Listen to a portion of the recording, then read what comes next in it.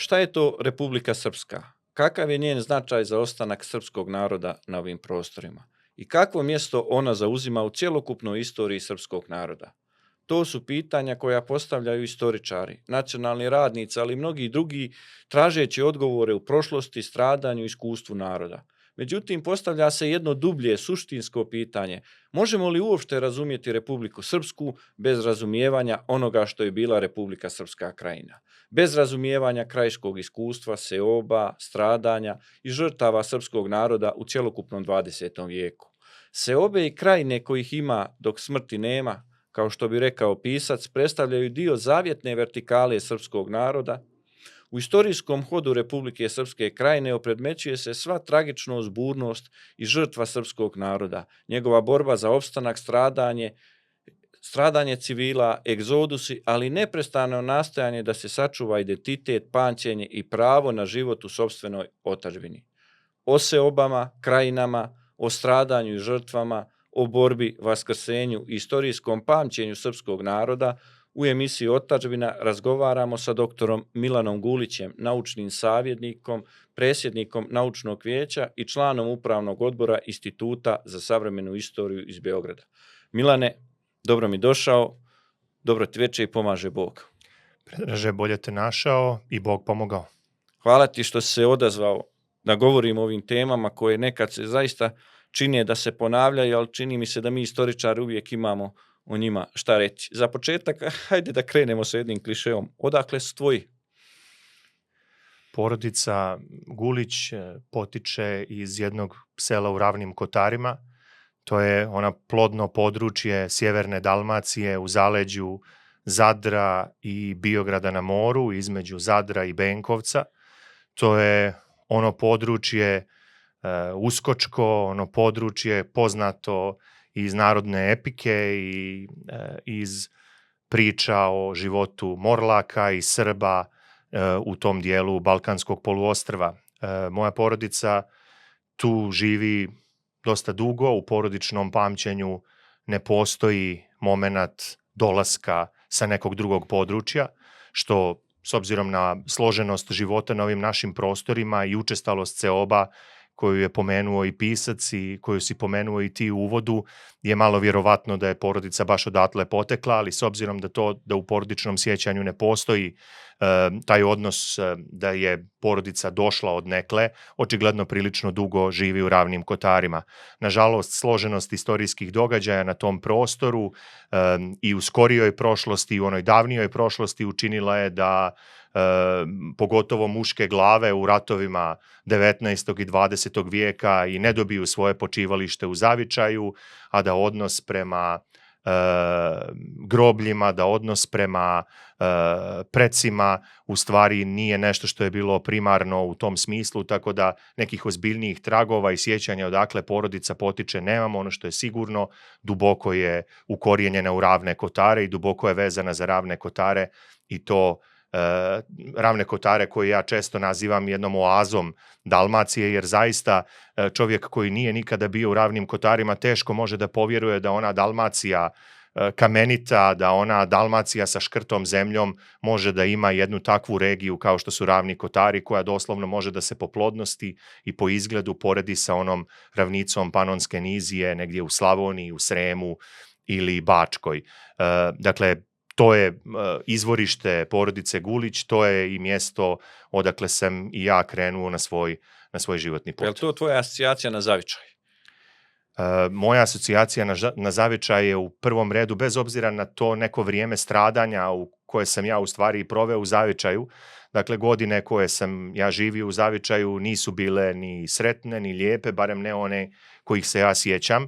Tako da su moja neka glavna sjećanja na zavičaj u stvari njegova priroda, upravo taj kamen, upravo to more, upravo ta plodna zemlja Ravnih Kotara, oni vinogradi, onaj pogled na Velebit snijegom pokriven vrlo često kao nekakav kontrast toj Dalmaciji sunčanoj i lijepoj. I to je nešto što, kada neko kaže zavičaj, to je ona prva asocijacija koju kod mene probudi. Dakle, to je ta predivna priroda sjeverne Dalmacije i predivna priroda Ravnih Kotara. A otadžbina? Otadžbina je nešto šire. Otadžbina je i to. Otadžbina je sve ono gdje se čovjek osjeća kao da je slobodan, kao da je na svom terenu, kao da žive ljudi koji su mu bliski. Otadžbina je nešto više od i političkih podjela i trenutnog, prošlog ili budućeg administrativnog ustrojstva nekih krajeva. Rekao bih da kao svoju otadžbinu vidim i kraj u kome sam potekao. Vidim i kraj odakle je potekla i ženska strana moje porodice, odnosno odakle je potekla moja majka. Vidim i kao Šumadiju u kojoj sam odrastao. Vidim i kao onaj Beograd u kome sam proveo najveći dio života. Vidim i ovu Banja Luku u koju uvijek radosno dolazim i gdje nailazim na ljude sa kojima osjećam bliskost. I ono Kosovo i Metohiju stradalno, sa Gračanicom, sa Dečanima.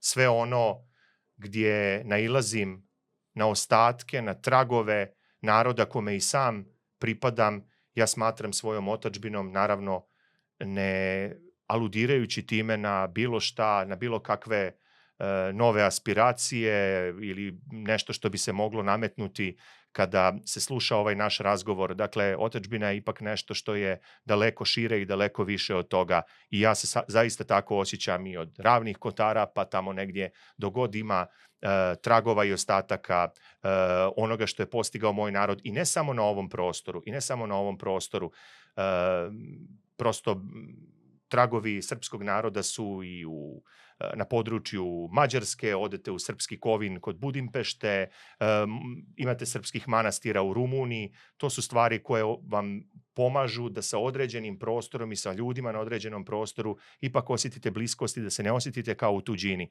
Nije isto preći u Banat i doći u neki od srpskih manastira koje su darivali još srpski vladari iz srednjeg vijeka i otići negdje na sjever Švedske. To prosto nije isto i ne može da bude isto.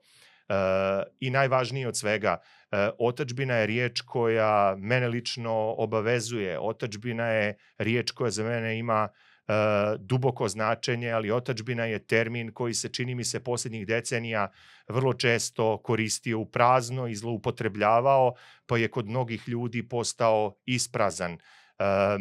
I to u određenom segmentu mogu da razumijem, ali to mene lično ne obavezuje da i ja na taj način posmatram.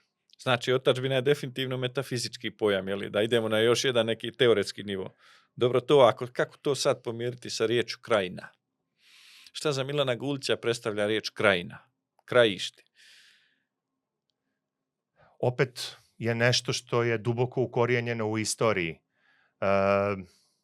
Krajište je srednjevjekovni pojam, duboko utkan u istoriju srpskog naroda i to ne samo na prostoru koji je kasnije tek u skorijoj prošlosti uobličila Republika Srpska Krajina. Imate Krajinu kao jednu od onih srpskih prvobitnih kneževina na Balkanskom poluostrvu. Imate krajišta kasnije kada su se širile granice i srpske države, kada su se širile granice i drugih država, pa su nastajala krajišta, pa su nastajale krajine. I one su prosto svojom, pogotovo te krajine koje su se odnosile na druge države, primarno mislim na vojnu krajinu koja je nekoliko vijekova oblikovala određeni prostor i ljude koji su na tom prostoru živjeli, ali i na dalmatinsku, odnosno kninsku krajinu koja je trajala kraće, nije imala baš takav oblik i nije ostavila tako duboke tragove na ljudima koji su tu živjeli, barem ne mentalitetski, ali jeste ostala u sjećanju. Oblikovala su ta krajišta narod koji je tu živio, pogotovo kada je u pitanju vojna krajina. Oblikovali su njihov mentalitet, oblikovali su njihove navike, oblikovali su odnos prema zemlji, odnos prema državi u kojoj žive. Pogotovo taj vojno-krajiški mentalitet je zaista duboko utkan u kod ljudi koji su živjeli na prostoru Like, na prostoru Korduna, čije ime u krajnjem slučaju je nešto slično tome, zatim Banije.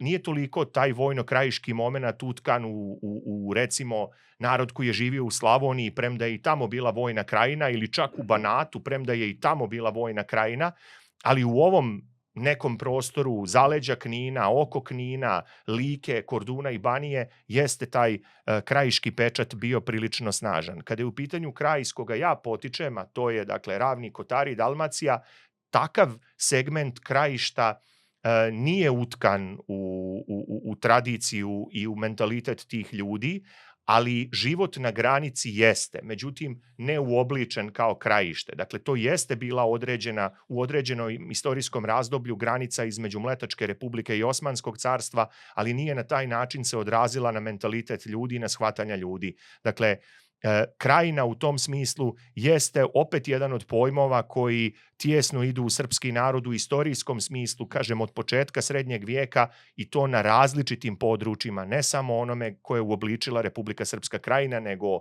kada pričamo o srednjem vijeku južne Dalmacije, kada pričamo o nekom periodu 17., 18., 19. vijeka, ovaj prostor od Knina pa nadalje ka sjeveru, a u krajnjem slučaju krajina nam je i krajište nam je i ovaj šire područje u kome se sada nalazimo, i Banja Luka i Bosanska Krajina. Dakle, nije to ni pojam koji je vezan za jednu istorijsku epohu. Nije nimalo jednostavno. Nije nimalo jednostavan, nije se na isti način postojanje krajine odrazilo na život ljudi koji su živjeli na tim područjima i nije to pojam koji je u krajnjem slučaju baš u potpunosti ni vezan samo za srpski narod, ali je istorijski gledano srpski narod u stvari najviše bio vezan za to područje. Ali su i krajine kao i seobe postale dio te zavjetne istorije srpskog naroda, naročito zbog ovih stradanja o kojima ćemo govoriti. Moram reći da ne može, izvinjavam se, ali ne može nešto što traje nekoliko vijekova, a da ne ostavi trag. Pod tim najviše mislim na vojnu krajinu. Dakle, kada nešto tako dugo traje, to su generacije i generacije ljudi koji su odrastali, živjeli, radili, umirali ili ginuli na krajini, na krajištu, braneći državu koja nije bila svoja, ali u isto vrijeme braneći svoja imanja koje im je ta država dala kako bi branili njene granice. Prosto to je nešto što treba razumjeti, to je dosta duboko utkano u mentalitet tih ljudi. Rekli bismo da su Srbi policentričan narod i ti izraženi regionalni svojstava i zato je meni iz početka, dok se nismo upoznali, bio čudan rad Milana Gulića koji se odjednom pojavi kao koautor jedne monografije o Kordunu, onda drugi uradi monografiju o stradanju mostarskih Srba u periodu genocida Nezavisne države Hrvatske, tako da Milan Gulić u stvari dobro racionalizuje i drži pod kontrolom nekako te regionalizme među Srbima koji često imaju različite granice. Kako te stvari podijeliti u stvaralaštvu jednog istoričara? Može li se baš biti objektivno ako se ne radi iz toga nekog emotivnog naboja prema što je negdje i normalna postavka, prema zavičaju i prema mjestu odakle potičeš? Možemo li razumjeti te regije i druge krajeve srpskog naroda ukoliko ne potičemo iz tog perioda, iz tog prostora, da to tako pojednostavimo? Ukoliko bi istoričar ili čak i drugi naučnici koji se na svoj način bave određenim krajevima pristupio svom poslu na pravi način, onda mislim da nije velika mana ukoliko neko ne potiče sa određenog kraja, iz određenog kraja, a sa druge strane ukoliko neko potiče iz određenog kraja, onda to može biti prednost da možda bolje razumije i mentalitet i odnose i geografske odrednice, ova kota, ona kosa, ona gradina i tako dalje. To je nešto što može olakšati posao. Mi imamo u našoj historiografiji jako puno primjera gdje su ljudi dali izuzetan doprinos poznavanju krajeva sa kojima nikakve naročite veze nisu imali. Evo, meni pada na pamet recimo Kosta Milutinović koliko je doprinio poznavanju istorije Dalmacije. Ili recimo akademik Dragoljub Živojinović sa svojom fantastičnom knjigom Dalmacija o Morte i isto tako čovjek nije imao nikakve naročite veze sa time. I tako dalje, i tako dalje. Imali bismo mi puno primjera istoričara koji su se bavili određenim područjem i dali mu veliki doprinos. Naravno, niti to znači da neko iz, da kažemo, epicentra nekog državnog, regionalnog, naučnog mora da radi istoriju određenog kraja, niti to znači da ne bi trebalo ljudi koji su na lokalu da ne rade. Naprotiv, ja mislim da je upravo pravi pristup da rade i ljudi sa lokala i ljudi iz nekakvog naučnog ili regionalnog ili državnog centra i da na taj način u stvari saznanje o određenom kraju, određenim procesima, određenim događajima ili ljudima će biti potpunije i bolje. Dakle, to nikako nije mana. A u krajnjem slučaju, upravo zbog, opet se sada već treći put vraćamo na one seobe, upravo zbog ovih seoba, upravo zbog tih miješanja, možemo li mi tek tako odijeliti te regije, te granice i ko će se sa čime u stvari baviti. Ko će, i u krajnjem slučaju, kako smjestiti, evo na mom ličnom primjeru, kako smjestiti nekoga rođenog u sjevernoj Dalmaciji od roditelja iz sjeverne Dalmacije, iz Posavine, koji je odrastao u Šumadiji, a sad već nekoliko decenija živi u Beogradu. Gdje je, koji je to kraj kojim bi taj čovjek po toj logici stvari u stvari trebalo da se bavi? Pa jugonostalgici bi rekli Jugoslavija. Jugoslavija, da. To je ova tvoja sinteza, jeli? Možemo li sad to uklopiti u to neko generalno posmatranje samog, jer ti si istoričar koji je u zadnje vrijeme jedini napisao sintezu postojanja jugoslovenske države isprema 1918. do 2006. godine. Dakle, to je jedan period koji zahtjeva posebno posmatranje od svakog istoričara i volio bi da se osvrneš na onaj već ustaljeni narativ koji u suštini ima mnogo istine, a to je Jugoslavija kao cijena koju su Srbi veoma skupo platili u 20. vijeku kao jedna od najvećih srpskih zabluda. I kako onda istoričar odluči napisati knjigu upravo o tome? Da li je ona intencija, osim one osnovne istraživačke, kod ovih sinteza jeste ona opet neki kliše, ali standardno mjesto da se izvuče neka pouka iz tog krvavog 20. vijeka koji kako možemo izvući? Pa mi nekako iz svega onoga što radimo kao istoričari, ali i neke druge srodne nauke, između ostalog, osim pokušaja da objasnimo šta i zašto se u određeno vrijeme na određenom prostoru desilo, jeste, ako ne i objašnjenje vremena u kome živimo, jer mnogo toga ne možemo ni da razumijemo ukoliko ne znamo prošlost. Pogotovo ako pričamo o ovom našem području, možda ne morate znati prošlost da biste živjeli u Malmeu, ali morate znati prošlost da biste znali zbog čega vam neko gestikulira dok prolazite određenim krajem, zbog čega neke tablice nisu dobrodošle, zbog čega je nezgodno proći kroz Dečane sa beogradskim tablicama ili nešto slično. To prosto, ili pričati ekavicom u Sarajevu ili pričati ekavicom u Zagrebu, iako jedan značajan broj Srba na istoku današnje Republike Hrvatske priča ekavicom svakako. Dakle, to su stvari koje bez barem osnovnog poznavanja istorijskih događaja na ovim prostorima nisu moguće. Ali naravno, jedan od motiva jeste i pokušaj da se nekakva pouka naravno izvuče, ali u prvom redu da vidimo zašto nam se nešto desilo. Jer ukoliko sebi ne objasnimo šta nam se i zašto nam se desilo, nisam siguran da možemo da kormilarimo i da idemo u budućnost na pravi način. Dakle, moramo da shvatimo zašto nam se nešto desilo i šta nam se desilo. Otuda je i taj moj pokušaj, od samog početka sam znao, prilično hrabar, odnosno pokušaj koji je na onoj ivici, na klackalici između hrabrosti i ludosti.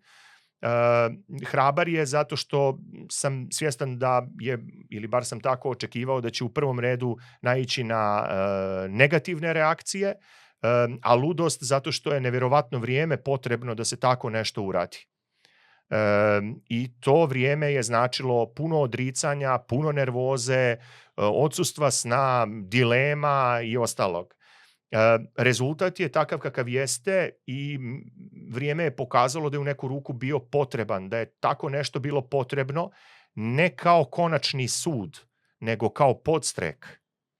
I onim ljudima koji će u budućnosti pokušavati tu državu da sagledaju u dijelovima ili u cijelini, ali i svima nama koji se bavimo određenim segmentima iz tog dijela nacionalne istorije. Sad, da odgovorim i na pitanje, Jugoslavija, jedno je posmatrati Jugoslaviju u vrijeme njenog stvaranja.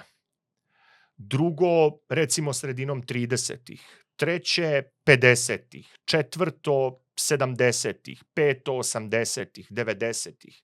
Mi je sada gledamo nakon što smo preživjeli To je postpon, znači naknadno iskustvo. tako je, naknadno iskustvo, nakon što smo preživjeli mnoge loše stvari koje je ta država donijela. Ali bih ja se tu obično ogradim i kažem da li problemi koje danas imamo, s kojima se danas suočavamo, u prvom redu problem granica, zatim međuetnički odnosi, da li su to problemi koji su proistekli iz samog jugoslovenskog ujedinjenja, iz činjenice da je neko u kući Krsmanovića rekao da smo danas jedna te ista država, ili je to možda proisteklo iz koncepcije jugoslovenske države nakon Drugog svjetskog rata, a ta koncepcija je počivala na kompleksu krivice koji je stavljen na pleća srpskom narodu za ponašanje, citiram, njegove buržoazije u međuratnom periodu. Dakle, da li je ono što se nama dogodilo i što nam se danas događa proisteklo iz tog ujedinjenja 18. ili je možda proisteklo iz Avnojevske koncepcije Jugoslavije? I tu valja biti oprezan. Naravno, čovjek ima pravo na taj sentiment da kaže, ali to nama nije trebalo. Ja to nekada pokušavam da spustim na nivo kao propali brak. Dakle, teško je reći čovjeku kada zaljubljen ulazi u bračnu zajednicu da to nije dobro, a potpuno je drugo na kraju kada se tako nešto raspadne i to raspadne se sa grubim riječima, sa nasiljem ili na sličan način, nije ni trebalo da do toga dođe. Dakle, to je ipak malo složenija priča, često se to u našoj javnosti pojednostavljuje i svodi greška ili nije greška. Dakle, to je bio trenutak i to je bio proces. S jedne strane proces, s druge strane trenutak i te okolnosti su bile takve kakve jesu. Hajde da vidimo kakva je bila ta država, kuda je plovio taj jugoslovenski brod, kako je u njoj živio prosječan Srbin 1925. da bismo mi govorili da je to greška. Kako je u njoj živio prosječan Srbin 78. Kako je živio 88. Šta je imao od prava neke 38. a šta je imao 88.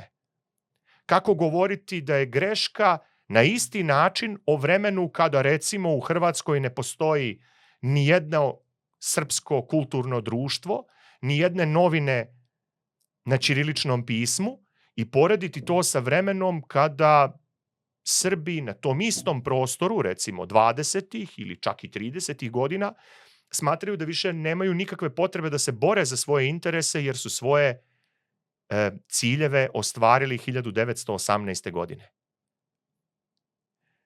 Kako porediti vrijeme u kome politiku za jednog srpskog seljaka iz recimo Like ili Bosanske krajine vodi Beograd, uz silne zamjerke koje bismo Beogradu mogli da naravno za to vrijeme proučavajući to da zamjerimo, dakle nekakve pogrešne poteze infrastrukturne u pogledu razvoja, u pogledu odnosa prema tim krajevima, naravno da bismo mogli da nađemo neke zamjerke, ali isto tako može neko i za Šumadiju da nađe te zamjerke ili za istočnu Srbiju, jug Srbije.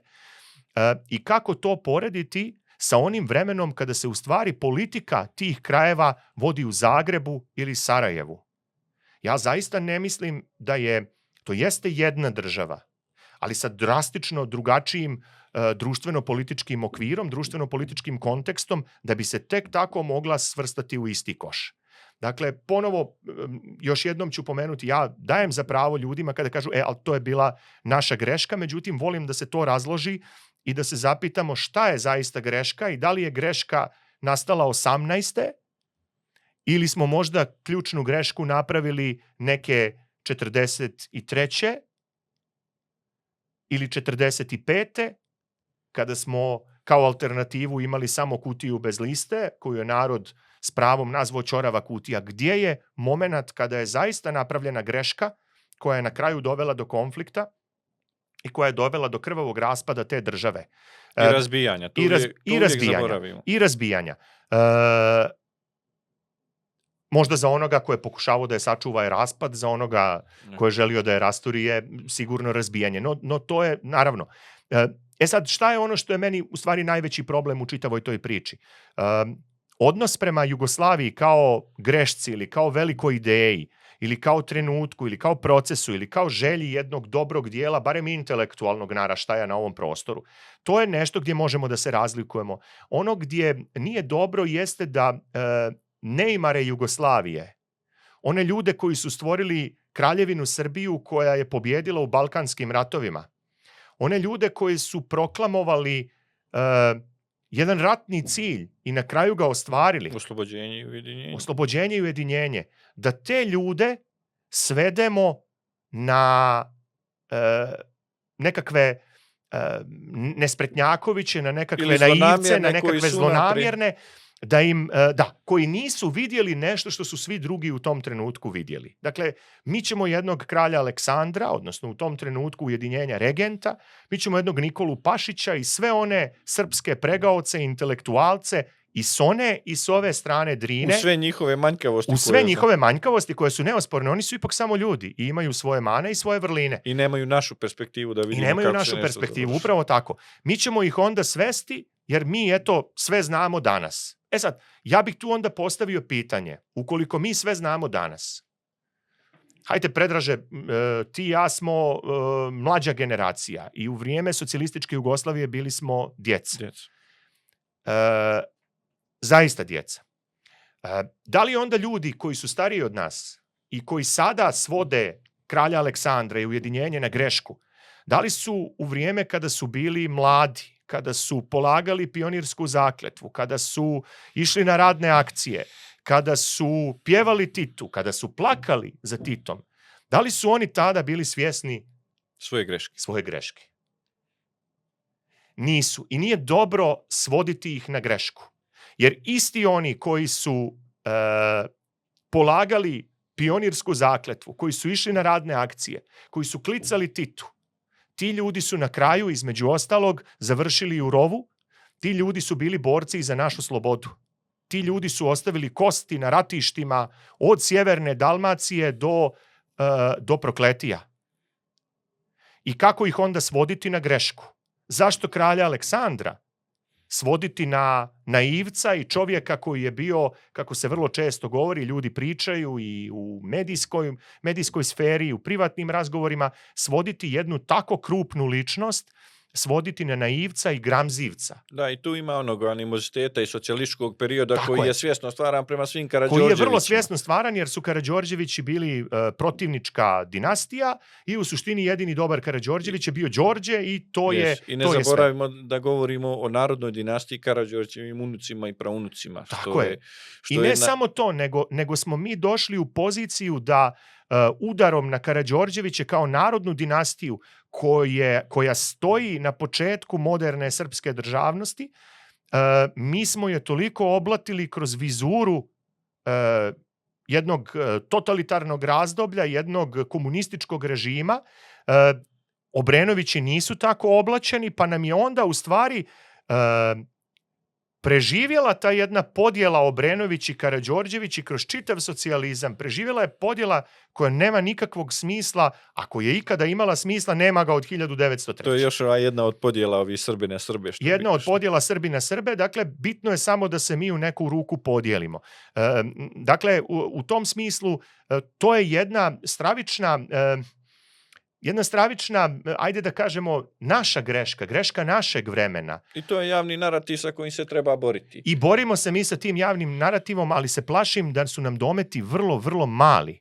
Dakle, priča što ne znači da treba da prestane. Naravno, nikako. Da. Evo recimo primjer, jedan vrlo karakterističan, priča o famoznom zlatu koje su odnijeli Karađorđevići.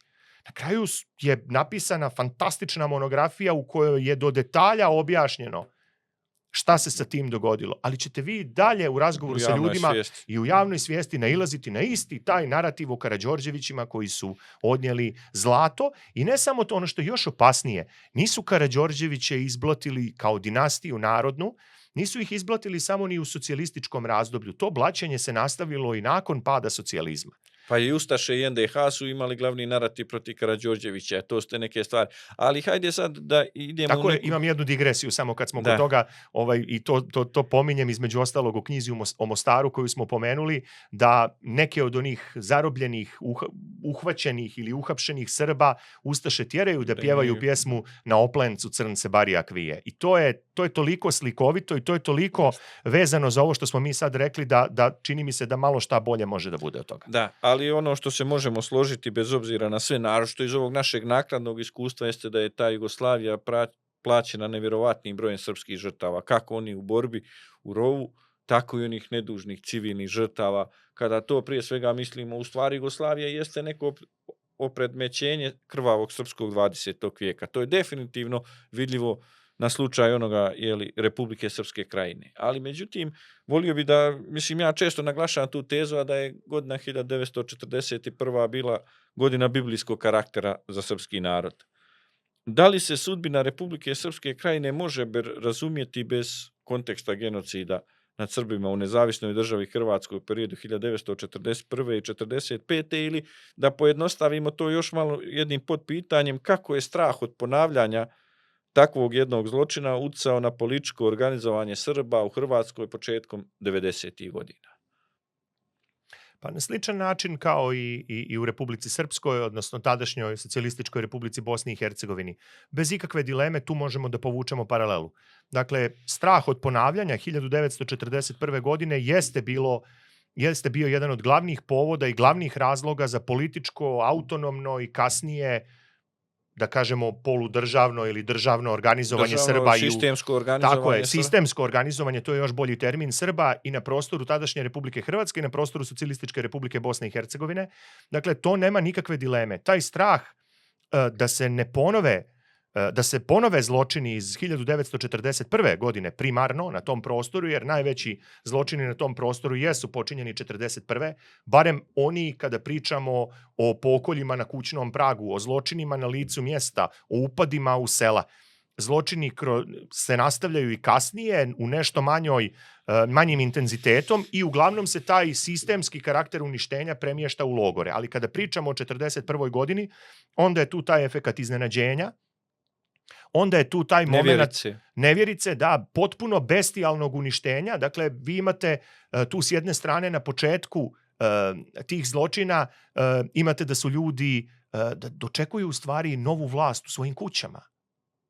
Da je to prvi onaj moment, efekat iznenađenja, da u stvari ubijate ljude jer su oni kod svojih kuća. Vlast koja ima težnju da uništi čitavu jednu zajednicu od 2 miliona Naravno, stanovnika. a onda imate onu drugu stvar gdje se sklanjaju kao u Prebilovcima, gdje se sklanjaju muške glave, smatrajući da starce, žene i djecu niko neće dirati.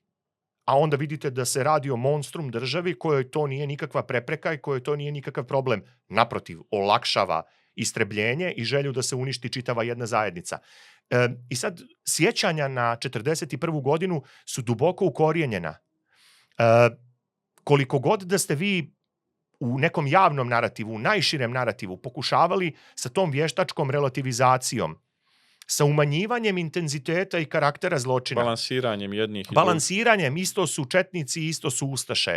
Svi smo imali svoje fašiste, pa hajde sad da se pomirimo. To pod navodnicima. Pod navodnicima, naravno. Dakle, to je onaj moment koji nije mogao u potpunosti, možda je mogao da zavara Srbe u određenim krajevima koji nisu imali direktno iskustvo života u nezavisnoj državi Hrvatskoj. Iako su i ti Srbi imali svoje opet stradalništvo. Apsolutno. U bugarskoj okupacionoj zoni, u mađarskoj okupacionoj zoni, u njemačkoj okupacionoj zoni. Dakle, pa i u italijanskoj, pogotovo kada je u pitanju područje, recimo, Crne Gore. Apsolutno. Ne može, dakle, Kragujevac se sjeća Šumarica jako dobro u tom razdoblju, ali kada pričamo o nezavisnoj državi Hrvatskoj, koliko je on, zahvaljujući tako konstruisanom narativu, koliko je šumadijski seljak o tome znao. Jeste po nešto, ali možda ne dovoljno. I tu su iskorišteni ovi naši regionalni identiteti kako bi se taj nacionalni, homogeni, neki dio srpskog naroda razudio na jedan veoma suptilan način. Regionalni identiteti, zatvaranje u nove avnojevske granice, i to je ono što je učinilo da, ako i nešto znamo o tom stradanju, da to nije toliko važno, da nije izjednačeno sa onim našim stradanjem. Jel to izrodilo Krajinu? Bez ikakve dileme.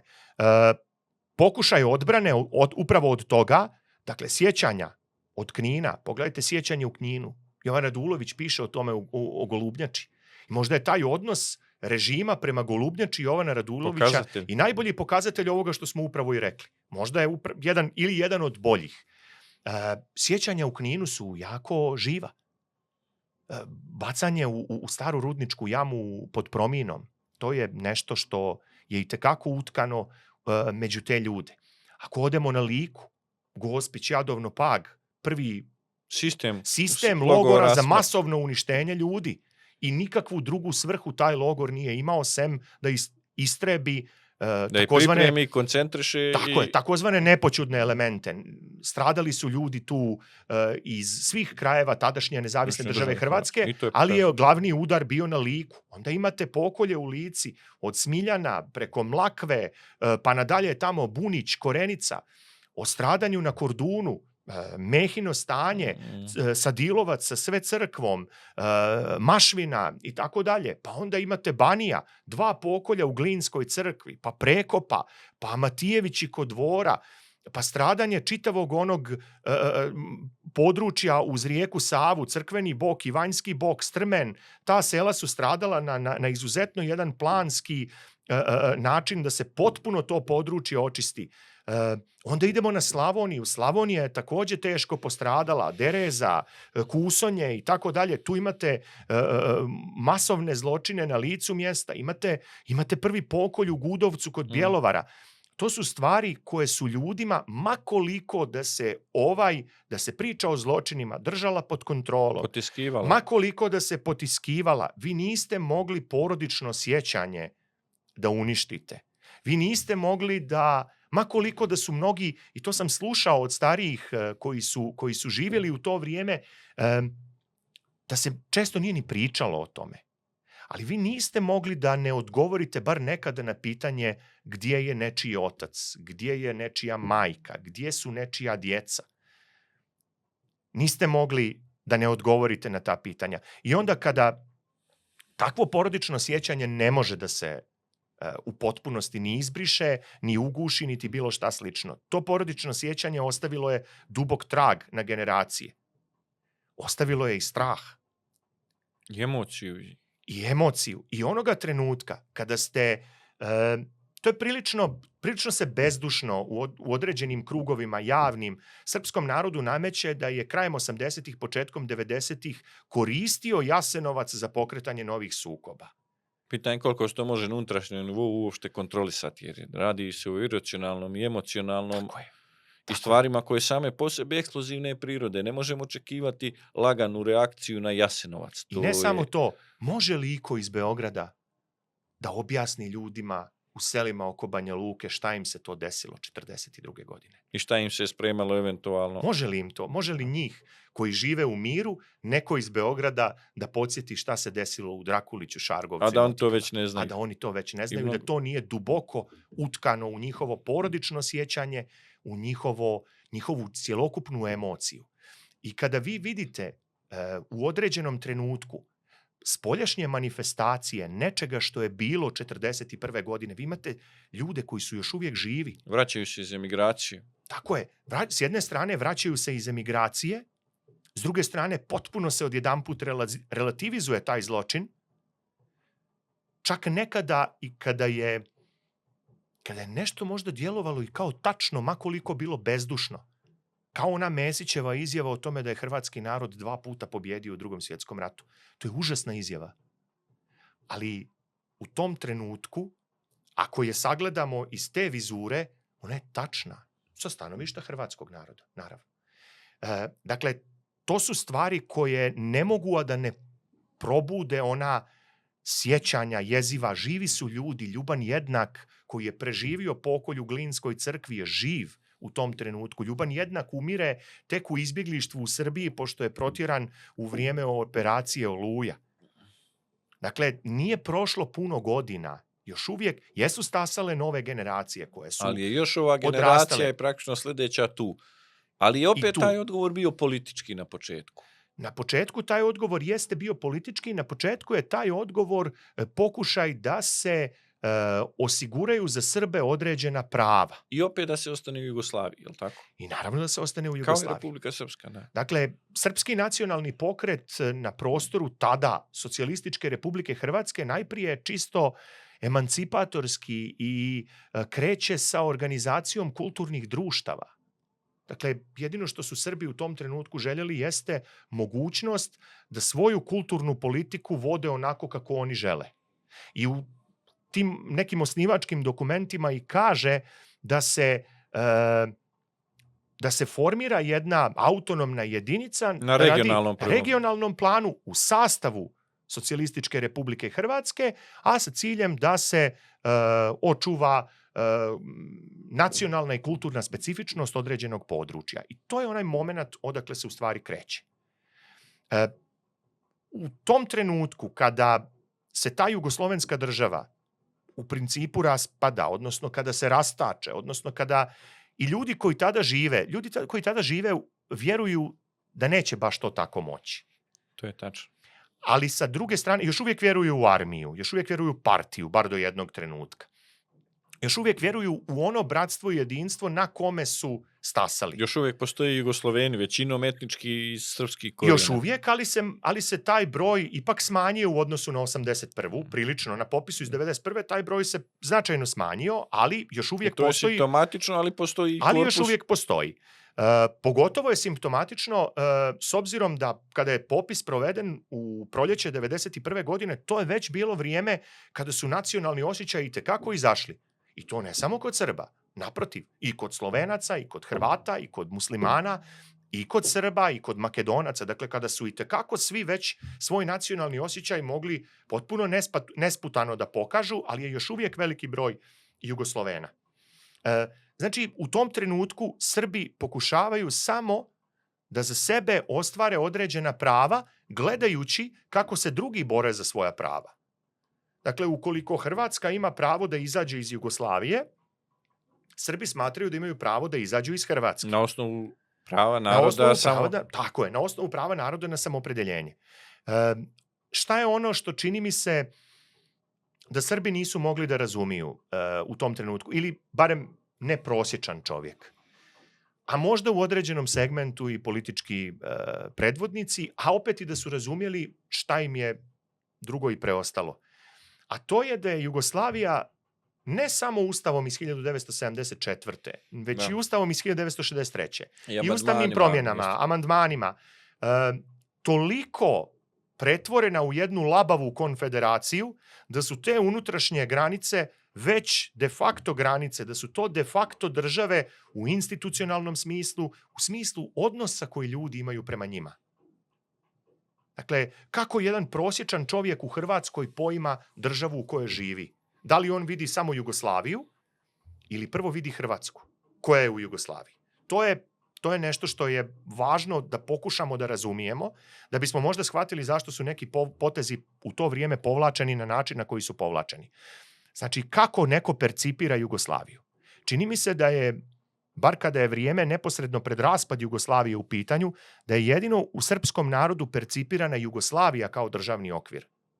I ove regionalne, čak unutar republika. To je zanimljivo da imamo neku dihotomiju između tog centralnog jugoslovenskog nivoa i kada na prostoru nekadašnje Bosne i Hercegovine prave se autonomne oblasti i regije, isto tako se na regionalnim principima organizuju, rekli i ekonomski i održljivim, istorijski povezano, organizuje zajednica srpskog naroda na području Hrvatske. Dakle, prvo kreće to neko lokalno ujedinjenje, na taj nivo praktički ukrupnjavanje, praktički govorimo o jednom procesu koji nije ni u Evropi u nekim određenim istorijskim periodima nepoznat. I hajmo i reći još jedno, pa i to je neki odraz demokratizacije društva i prelaska sa totalitarnog režima na ovo, formalno proklamovanu demokratiju, prve višestranačke izbore. Čini mi se da to nekako i mi istoričari dovoljno ne naglašavamo, a pogotovo šira javnost ne vidi da su te dvije stvari povezane. Tako je. Ako imamo demokratizaciju društva do prve višestranačke izbore, onda imamo i ove regionalne svijesti i nacionalnu organizaciju koja se javlja u tom periodu. I tu je, čini mi se, Republika Srpska Krajina opet negdje specifičan primjer, ali ujedno i potvrđuje ostala pravila koja se desila na području Jugoslavije. Tako je, i Republika Srpska Krajina u stvari, baš kao i Republika Srpska, to su složeni procesi niko u Kninu u trenutku kada počinje autonomno organizovanje Srba u Hrvatskoj, vjerujem da niko u tom trenutku nije znao da će na Nikoldan 1991. proglasiti Republiku Srpsku Krajinu. I to je u dobroj mjeri iznuđeno rješenje. Isto tako vjerujem da ni 1991. godine, barem ne na početku, pa čak možda ni u vrijeme kad je počelo stvaranje autonomnih oblasti, koliko su ljudi bili svjesni da će za koji mjesec to objediniti u jednu republiku. Možda ako pogledamo kroz njeno ime, kako se ono mijenjalo, da vidimo u stvari kako se ljudi prilagođavaju događajima. Kad su u pitanju Srbi u Hrvatskoj, i to je važno pomenuti, nerijetko su njihovi potezi bili reakcija. Djelovali ishitreno, djelovali radikalno, djelovali grubo, ali su najčešće predstavljali reakciju na potez Zagreba ili su bili pokušaj, odnosno svakako su bili reakcije na potez Zagreba, ali pitanje je da li su nastali uoči tog poteza koji je najavljen ili kao direktna reakcija na taj potez. Dakle, definitivno riječ je o međusobnim odnosima akcije i reakcije. Akcija i reakcija definitivno. I pokušaj da vi u stvari odgovorite na ono što se dešavalo u Zagrebu, na ono što se dešavalo u Republici, a što ste smatrali da nije dobro po sopstveni narod. I to je isto vrijeme negdje, čini mi se nekad i nedostatak neke inicijative, ta naša neka, rekao bi, možda i naglašena boljka da smo u nekoj reakciji, kada neko uradi 2 koraka naprijed, to da smo tu, čini mi se, tada i u nekom nepovoljnijem položaju. I to se je pokazalo u dosta slučajeva, a u isto vrijeme sve to se opet odvija u sjenci te neke Jugoslavije koja faktički postoji i faktički ne postoji. Zato je to iskustvo... Zato su i mnogi od tih poteza koje su Srbi povlačili prije nego što je proklamovana Republika Srpska Krajina, kada su oformili svoje 3 autonomne oblasti na teritoriji Republike Hrvatske, njihove odluke su bile ako Hrvatska ostaje u Jugoslaviji, onda je to autonomija unutar Hrvatske, a ako Hrvatska izlazi iz Jugoslavije, onda oni zadržavaju pravo da u toj Jugoslaviji ostanu. I to je opet ono posmatranje Jugoslavije kao primarnog državnog okvira koji doživljavate kao svoj. I koji je ujedno i shvaćan kao spas srpskog naroda da živi u jednoj državi posle iskustva i Prvog i Drugog svjetskog rata. I spas da živite u jednoj državi i poslije onih žrtava i one krvi koja je prolivena za tu državu, primarno kada je u pitanju Drugi svjetski rat. U Prvom svjetskom ratu su okolnosti nešto bile drugačije, glavna krv je prolivena u borbama za oslobođenje, ne u borbama za ujedinjenje, a ovdje ste u stvari krv prolili za oslobođenje, ne mogu da kažem ujedinjenje jer je to isti državni okvir,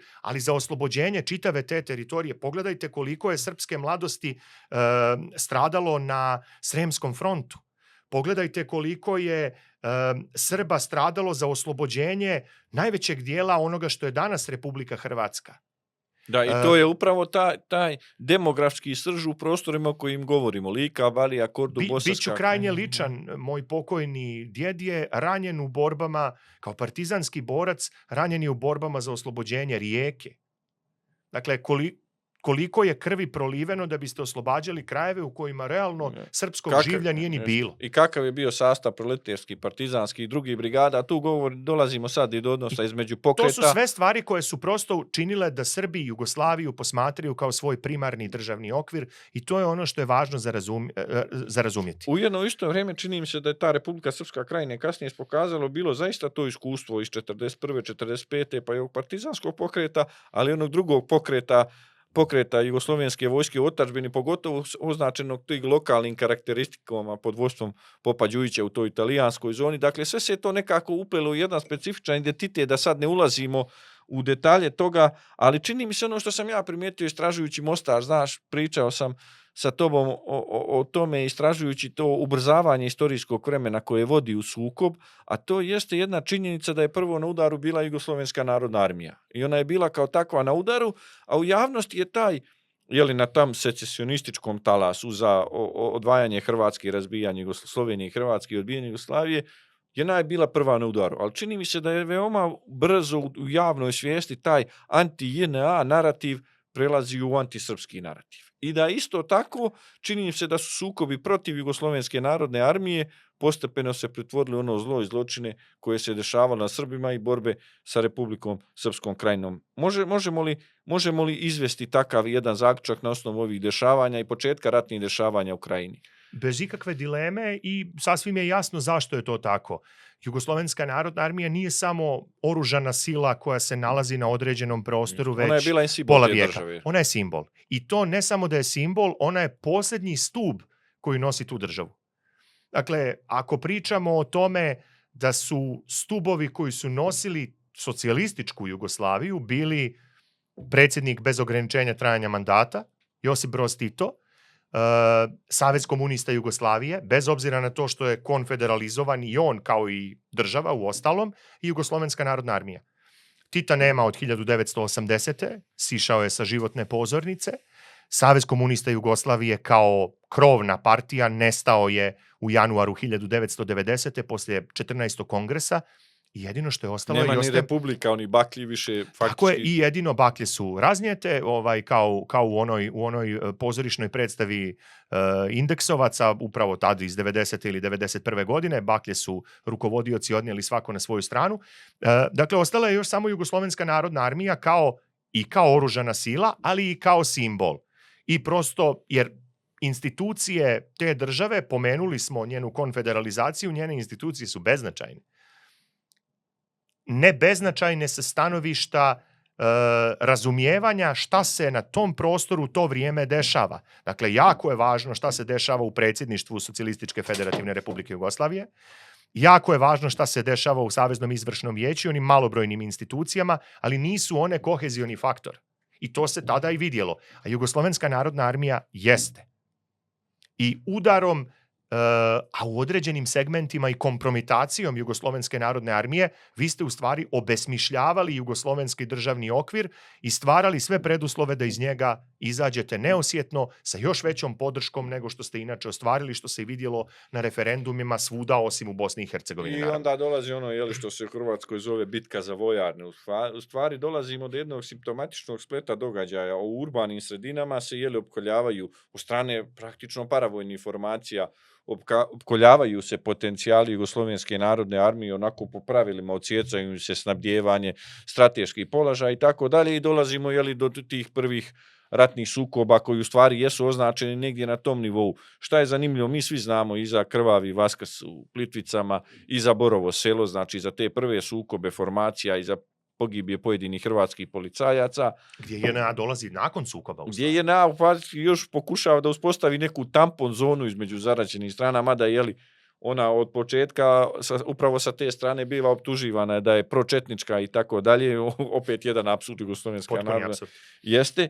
Ali čini mi se i onda se u stvari dešava, znamo kasnije kako je slijedio i Vukovar i tako dalje, ali u tim urbanim centrima se odsjecaju potencijali Jugoslovenske narodne armije i ne samo to, dešavaju se prve bitke i predaje kasarni i sukobi i tako dalje, a u isto vrijeme u tim urbanim centrima počinju prvi okviri zločina, prvo i tog verbalnog antisrpskog narativa koji pokreće jedan čitav, rekao bi, tihi egzodus Srba Republike Srpske Krajine sa Srba iz bivše Hrvatske uopšte, iz tih urbanih mjesta koji nisu nikad ni spadali u Republiku Srpsku Krajinu, i kreće jedan okvir zločina koji će se kasnije pokazati na nekim drastičnim slučajevima. Kakvo je u stvari bilo pravilo tih dešavanja u urbanim sredinama u Hrvatskoj, u koje su Srbi recimo bili manjina u kojoj su činili 10, 15, 20 ili 30% stanovništva.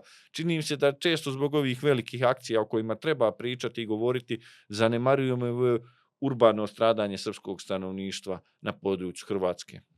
Pa to je vrlo interesantno i ja sam često, baveći se ovim, pokušavao da se stavim u poziciju nekoga ko je živio u tim urbanim centrima i ko je doslovno preko noći postajao neprijatelj.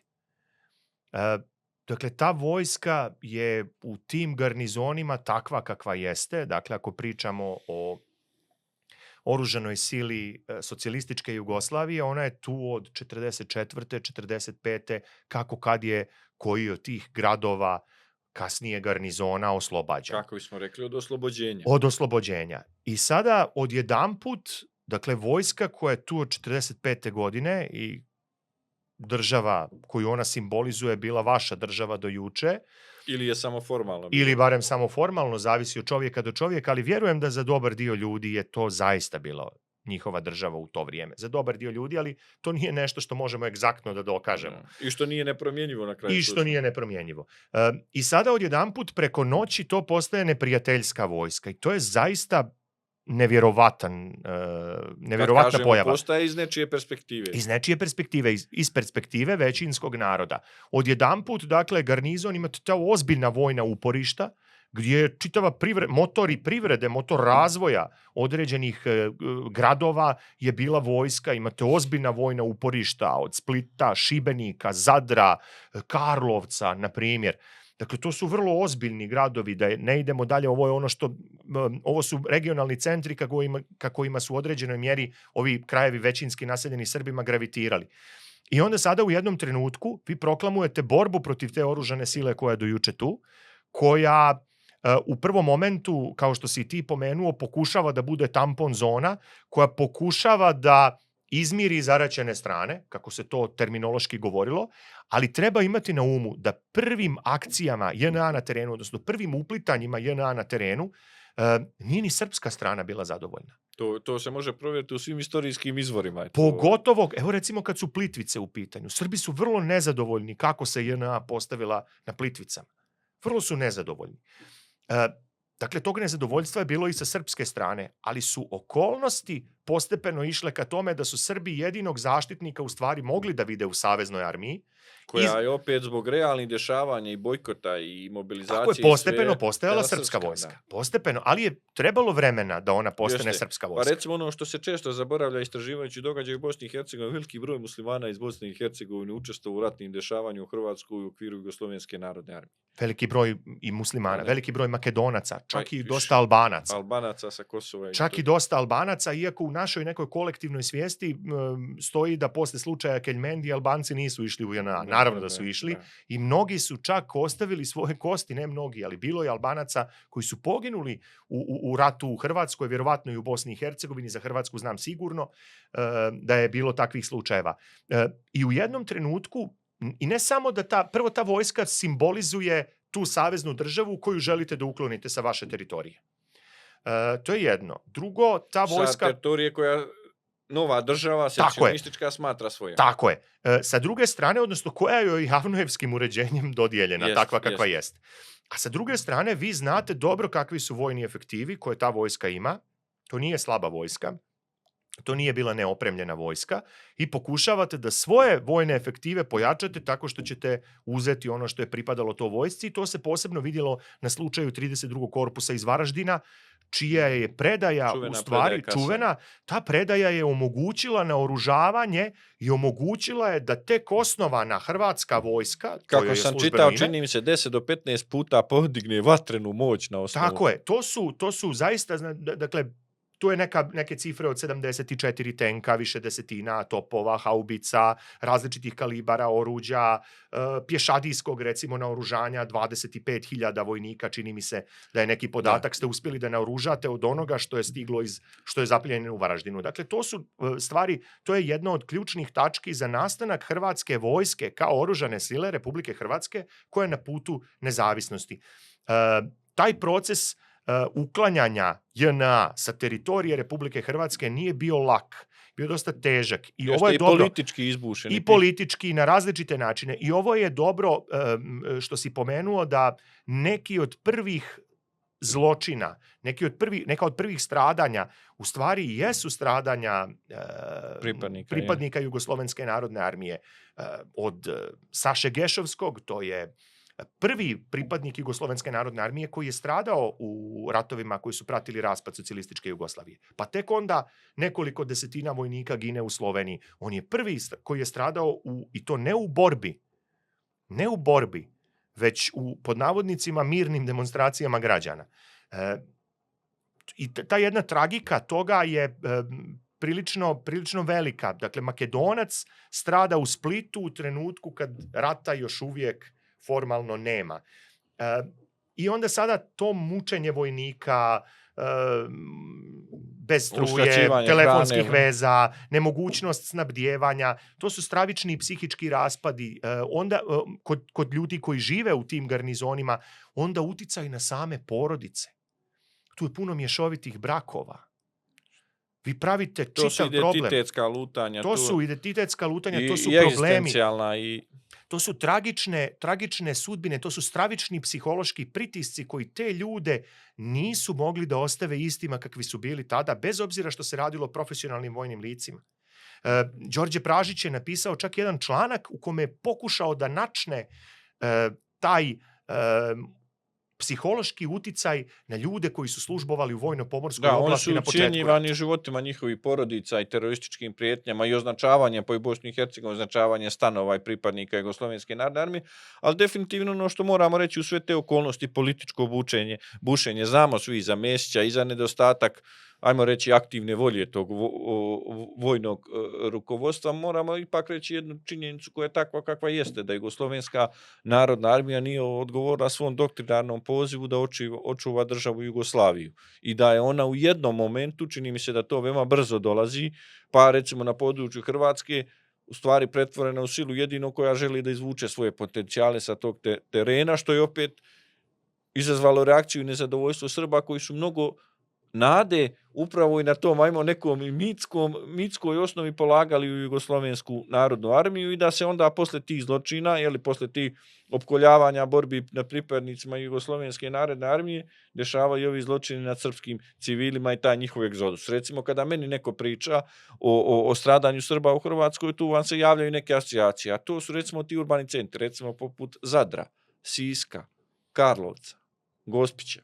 Sve to nekako, čini mi se, polako se ta jedna slagalica istorijskih događaja razvija nepovoljno za Srbe na tim područjima. Da li je taj urbani život takav kakav jeste u socijalističkoj Jugoslaviji veoma brzo eskalirao u jednu skalu zločina i neprijateljstava na tim područjima?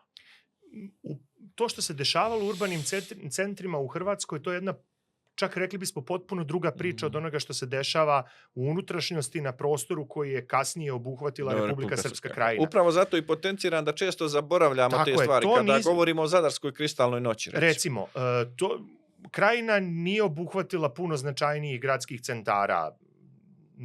Knin, Petrinja, Vukovar, ali i oni svojom veličinom nisu mogli da pariraju jednom Zadru, jednom Gospiću.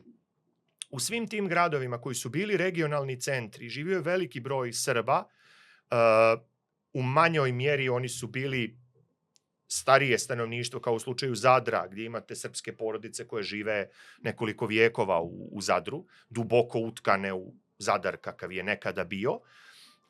A još više onih koji su došli iz tih regija koje gravitiraju ka tim gradovima, kao što u Zadar stižu iz Ravnih Kotara, iz Bukovice, kao što u Gospić stižu iz Like, kao što u Karlovac dolaze sa Korduna, kao što u Sisak dolaze sa Banije i tako dalje i tako dalje.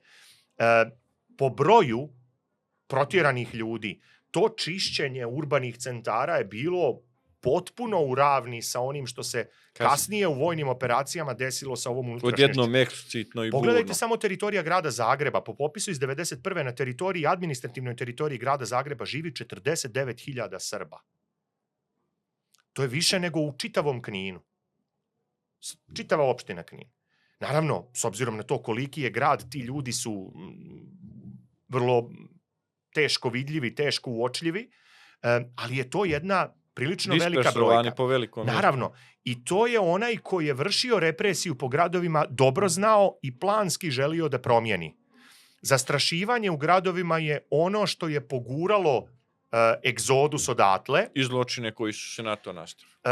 Zločine koji su se na to nastavili i najvažnije od svega, pogurao je i događaje izvan urbanih sredina. Kao reakciju, jer je ljudima pokazao da je to ta 41. koja se oni plaše i koja se vratila. Jer ako je čovjek u Borovu ubijen na 1. maj 1991. godine dok je mahao jugoslovenskom zastavom, onda je to zaista nešto što će podsjetiti na događaje iz, Sanskog mosta u maju 1941. godine, na primjer, ili... I to potomke tih istih ljudi. Potomke tih istih ljudi. Dakle, to su vrlo ozbiljne stvari. Sad, na tome se nije stalo. lokalni šerifi bili su gospodari života i smrti. To se vidjelo u Gospiću. Stravična je bila za Gospić jesen 91. godine, pogotovo je crn bio oktobar. I to, kao i 41. nestajali su ljudi koji su bili prilično dobro pozicionirani u društvu, koji su bili direktori pojedinih javnih preduzeća, koji su bili elita za to vrijeme. Ne bih ja to poredio sa onom elitom kakvu je uklonila NDH 41.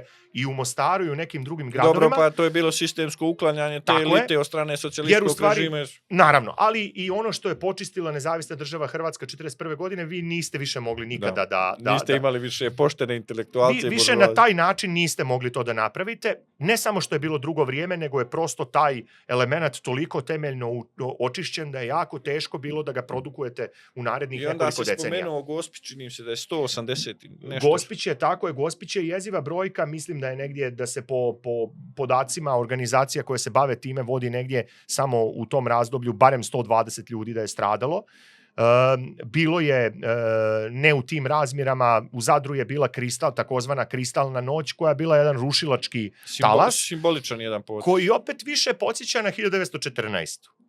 Tako On je podsjetio više na 14. u nekom Dubrovniku, u nekom Sarajevu.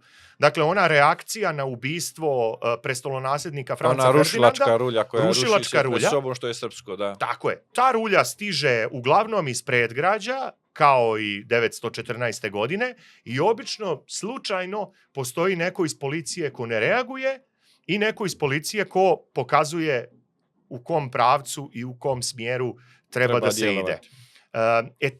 To u Zadru je podsjetilo na to. Srećom nije bilo žrtava u kristalnoj noći, ali ako vi nekoliko desetina kuća i privrednih objekata koji pripadaju Srbima ili preduzećima koja se identifikuju kao srpska, to je jedna poruka ljudima da tu života više nema. O otpuštanjima sa posla da i ne govorimo. Nestancima, kidnapovanjima. Tako je. Onda je sljedeća faza nestanci, ali to je zavisilo od, kažem, lokalnog šerifa. Dakle, ko je na lokalu bio gospodar života i smrti, onda je tako bilo prema Srbima. Da li se sve završavalo na strahu i ugroženoj egzistenciji ili su ljudi nestajali, to je zavisilo od lokalnog šerifa. Odvođeni u logore.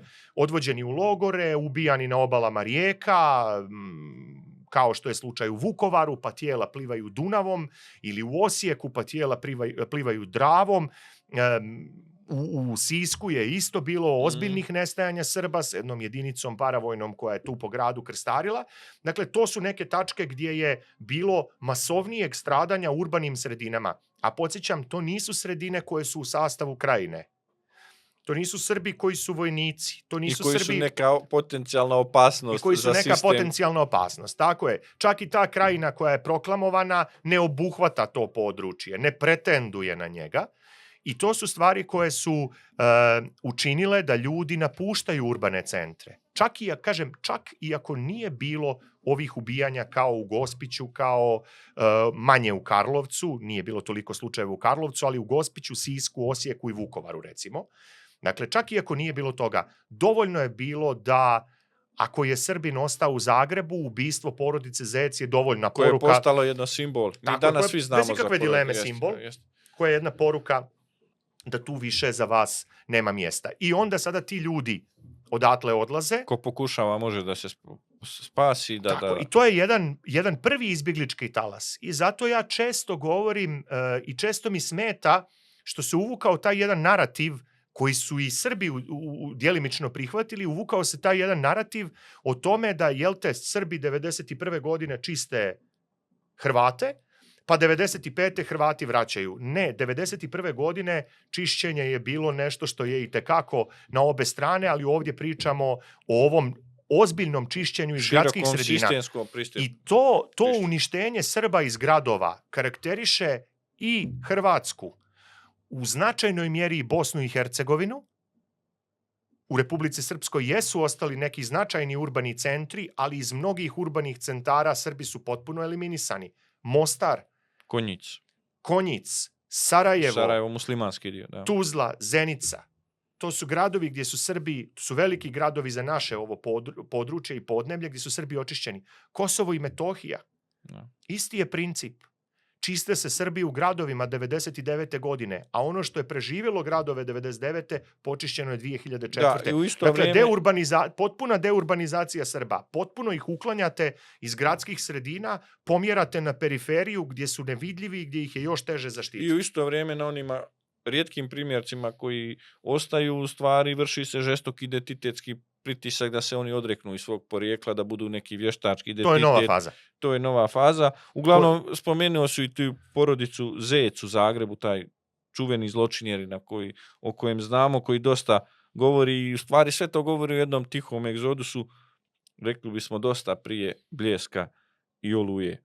Naravno, ta slagalica takva kakva jeste, mi se u ovom podcastu bavimo žrtvama i stvaranjem i Republike Srpske i Republike Srpske krajine, ali samo kad pogledamo onda kasnije i hronološki. Naravno, svi znamo za Dubrovnik i Vukovar kao simbole početka građanskog rata na teritoriji nekadašnje Socijalističke Republike Hrvatske i znamo za ta čuvena razaranja Vukovara i žestoke borbe i velike i gubitke i zločine na jednoj i na drugoj strani. I znamo za taj narativ o Dubrovniku koji ruši jedna podivljava armija, koji su u stvari donijeli političko, i to danas također kažu predstavnici Hrvata, donijeli političke poene da se progura nezavisnost Hrvatske, mada je ona od početka bila gurana prije svega od Njemačke, onda kasnije u nekom periodu, što je veoma zanimljivo, Sjedinjenih Američkih Država koje se na početku barem formalno protivile takvim stvarima.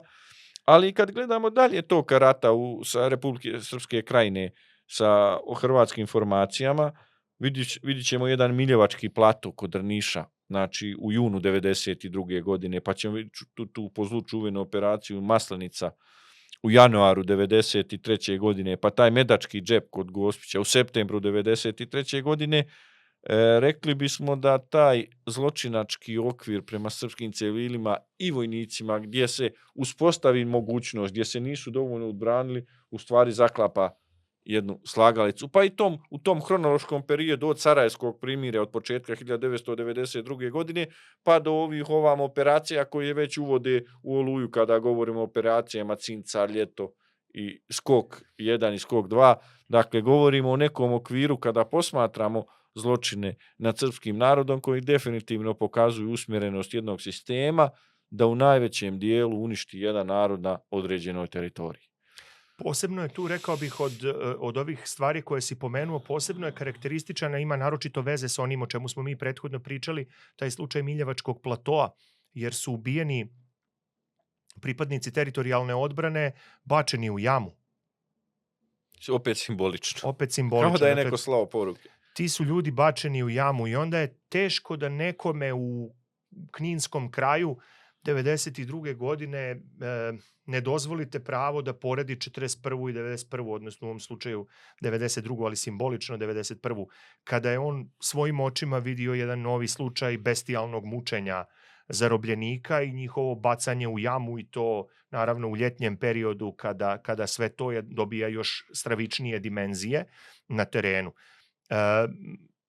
Ono što je sigurno, i to treba reći, dakle 91. godine kada izbija građanski rat, onda on svojom rušilačkom snagom, i ti si pomenuo slučaj Vukovara, možda je Vukovar simbol jer to je grad koji je u stravičnim borbama potpuno uništen. Do neprepoznatljivosti. I u kome granata ne može da bira srpsku ili hrvatsku kuću. Dakle, taj grad je uništen u potpunosti.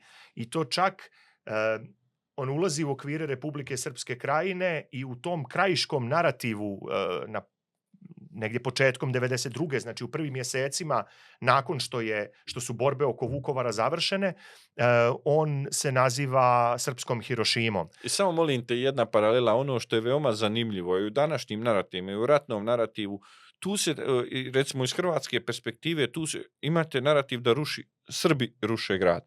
Kao sa druge strane da niko ne puca i niko ništa ne ispaljuje, ni jedan projektil koji učestvuje. Recimo, to je veoma zanimljivo u Mostaru. U Mostaru je početkom 92. godine bio upravo taj narativ. Srbi ruše grad, kao sa ovi sa druge strane da ispaljuju čokoladne bananice, kao da nemaju borbe i tako dalje. To nije opravdanje za bilo kakvo rušenje zločine. I kao da je oružje savršeno precizno. Ali za razliku od slučaja Vukovara pokazalo se da je sukob između muslimana i Hrvata 93. godine u Mostaru puno više devastirao grad nego sva dotadašnja dejstva. Dakle, Tako mi je, također imamo taj jedan narativ dehumanizacije Srba gdje se puca samo i ruši sa srpske strane, dok sa druge strane nema takvih akata. I ovdje je onda to važno, zato što ako pričamo o zločinima 1991. godine, oni su na obe strane.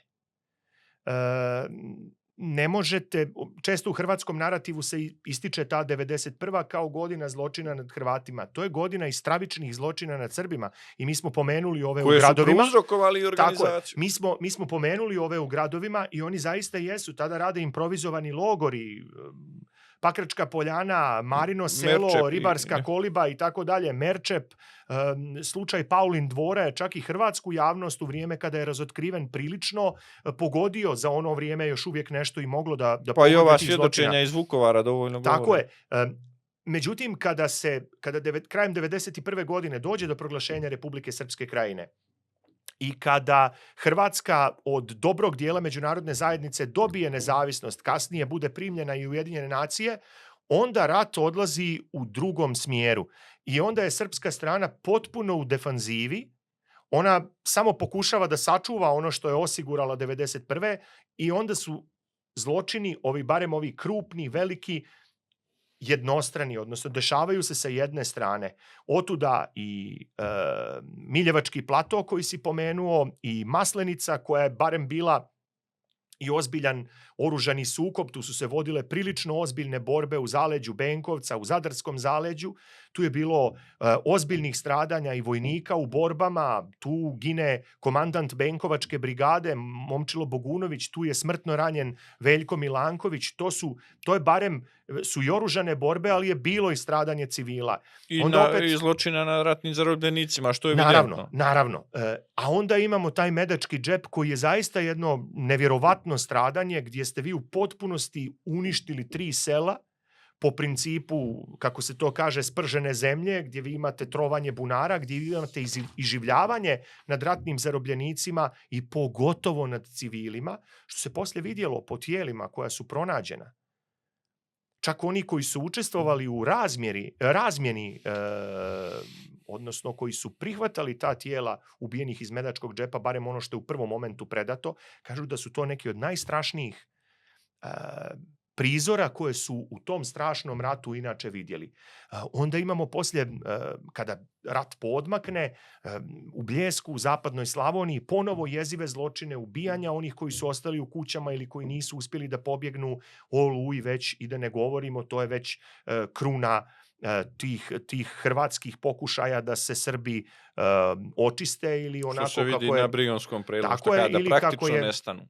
Da praktično nestanu, kako je rekao tadašnji predsjednik Tuđman, odnosno da se svedu na tako mali broj da više za Hrvatsku, kako je on to isticao, neće činiti problem. I zato imate i njegov poratni govor koji je meni podjednako jeziv kao brijunski transkripti, gdje on kaže da ne postoji mogućnost i da ga niko neće natjerati da dopusti da se svi Srbi vrate.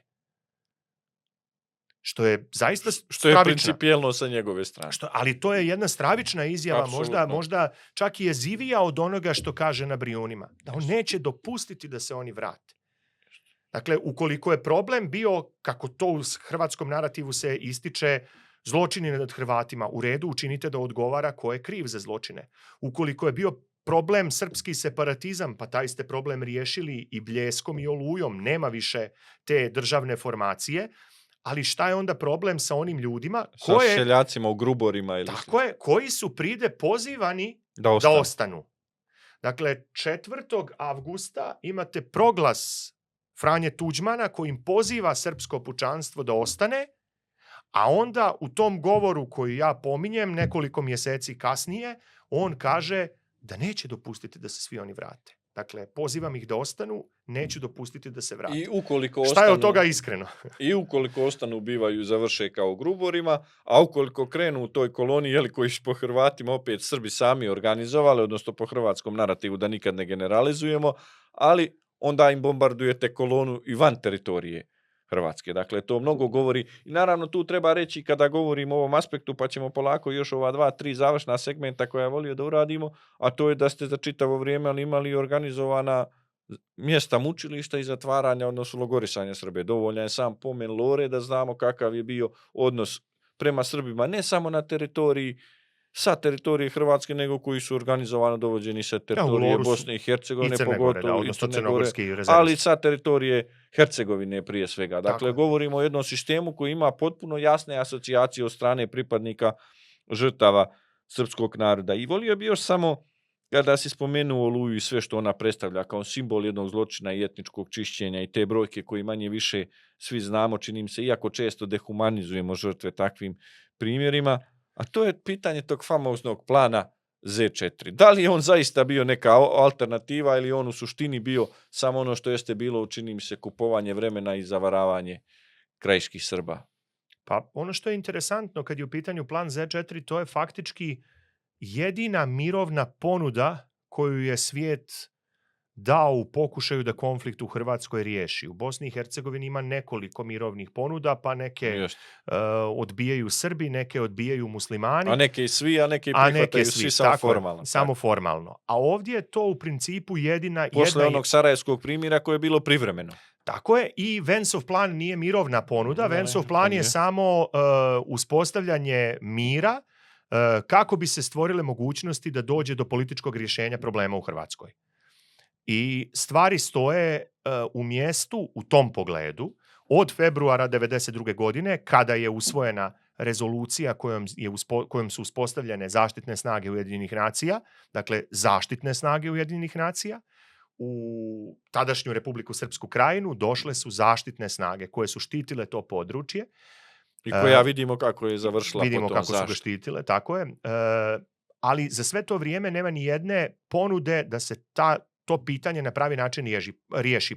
Postoje neki pregovori, postoje više rundi pregovora, ali prvi plan sa kojim se izašlo bio je famozni plan Z4 i on je... Nažalost, u srpskom narativu je često, u hrvatskom narativu se manje o njemu govori, u srpskom narativu se često o njemu govori. S jedne strane Srbi žale za time što Z4 nije prihvaćen, a sa druge strane se on u jednom dijelu srpskog, nažalost, sada sa ovim društvenim mrežama i javnog mnjenja, ako percipiramo društvene mreže kao nešto što je javno, on koristi... definitivno jesu najveći dio formiranja Pa javnosti. tako ispada, da. Dolazimo do toga da se sa Z4 svaljuje jedna stravična krivica na Srbe iz Republike Srpske Krajine, koji, nisu prihvatili taj plan, a onda koji je u suštini bio dobar, a onda su stradali i sada, kako sam ja nailazio u komentare, od kojih su neki upućivani čak i meni lično, a sada nešto kukate, jel tako, citiram. Dakle, plan Z4 je bio prvi i ispostavilo se jedini mirovni prijedlog. Dakle, nije bilo nijednog drugog. I na kraju pokazalo se neistinito. Nije bilo, tako je. S jedne strane, on nije odgovarao ni jednoj ni drugoj strani. Hrvatskoj strani nije odgovarao zbog toga što je pravio državu u državi, a srpskoj strani nije odgovarao jer je značio da Krajina ipak ostaje u Hrvatskoj i da ima značajno manji opseg od onoga koji ona u tom trenutku imala. Samim time, pitanje je koliko su ljudi nakon trogodišnjeg rata i krvarenja uopšte bili spremni da više žive u okvirima Hrvatske. I prihvatiti taj plan nije bilo lako. Koliko je bilo teško prihvatiti, koliko je teško ljudima bilo da prihvate Dejtonski mirovni sporazum. Hajde da pokušamo tu paralelu da napravimo. Koliko se ljudima uopšte dopadao Dejtonski sporazum. Delegacija Republike Srpske ne želi da potpiše saglasnost. Hajmo da pokušamo da napravimo jednu paralelu sa time. Međutim, tu hrvatska strana odigra tako da ga načelno prihvati. Srpska strana pokušava da napravi jedan manevar. Da kupi vrijeme. Da kupi vrijeme i da uslovi međunarodnu zajednicu sa ostankom onih zaštitnih snaga. Jer u trenutku kada se nudi plan Z4, zaštitne snage već je Hrvatska najavila otkazivanje gostoprimstva zaštitnim snagama.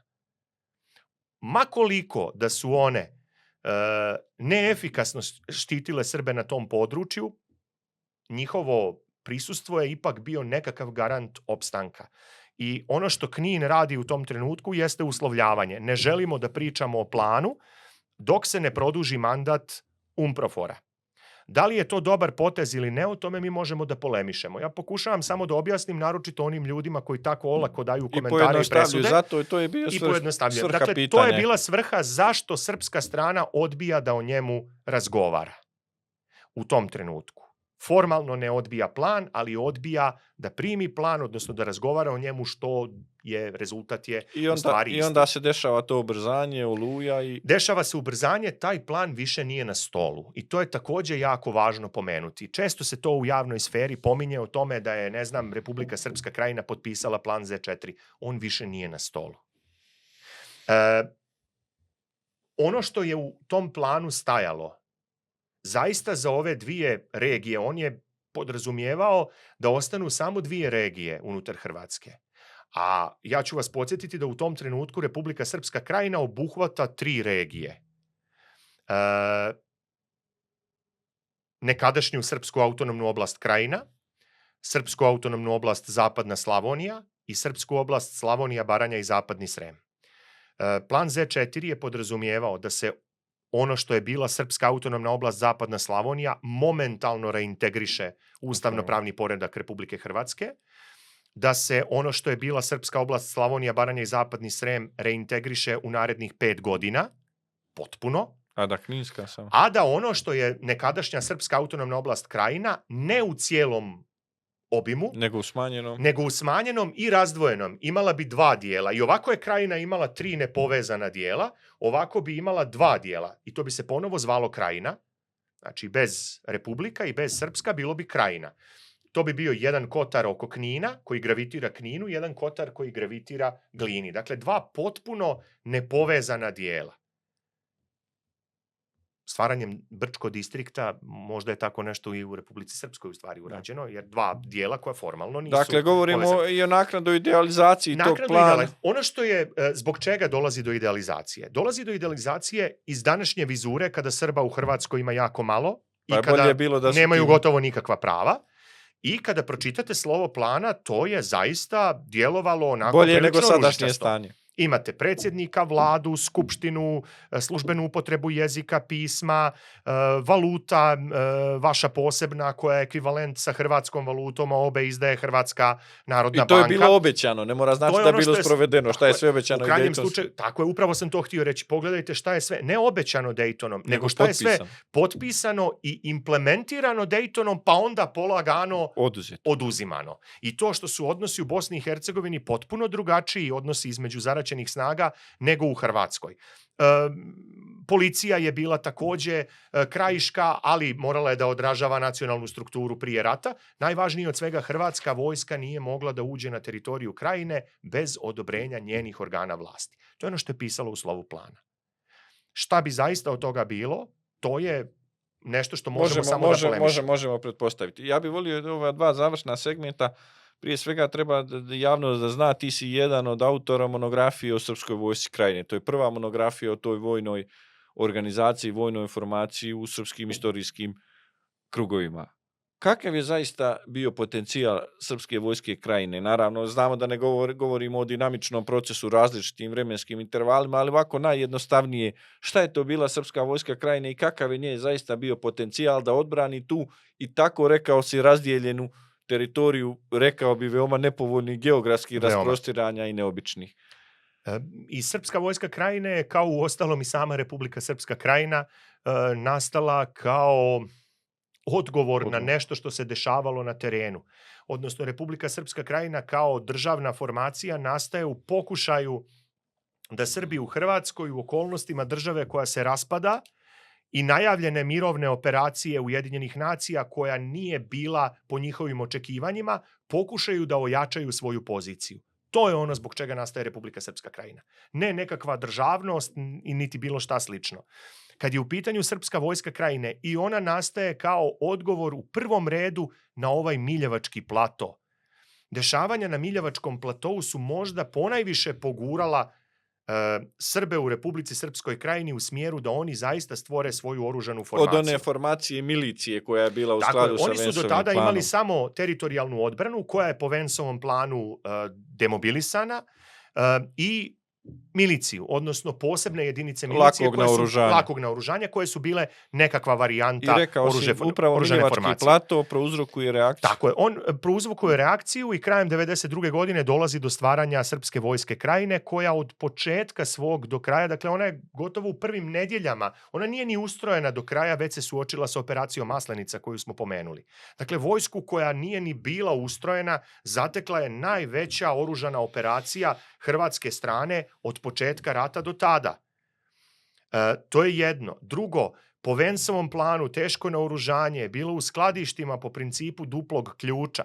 Dakle, ta vojska koja nije ni osnovana do kraja ima ozbiljan izazov, a nema ni naoružanje.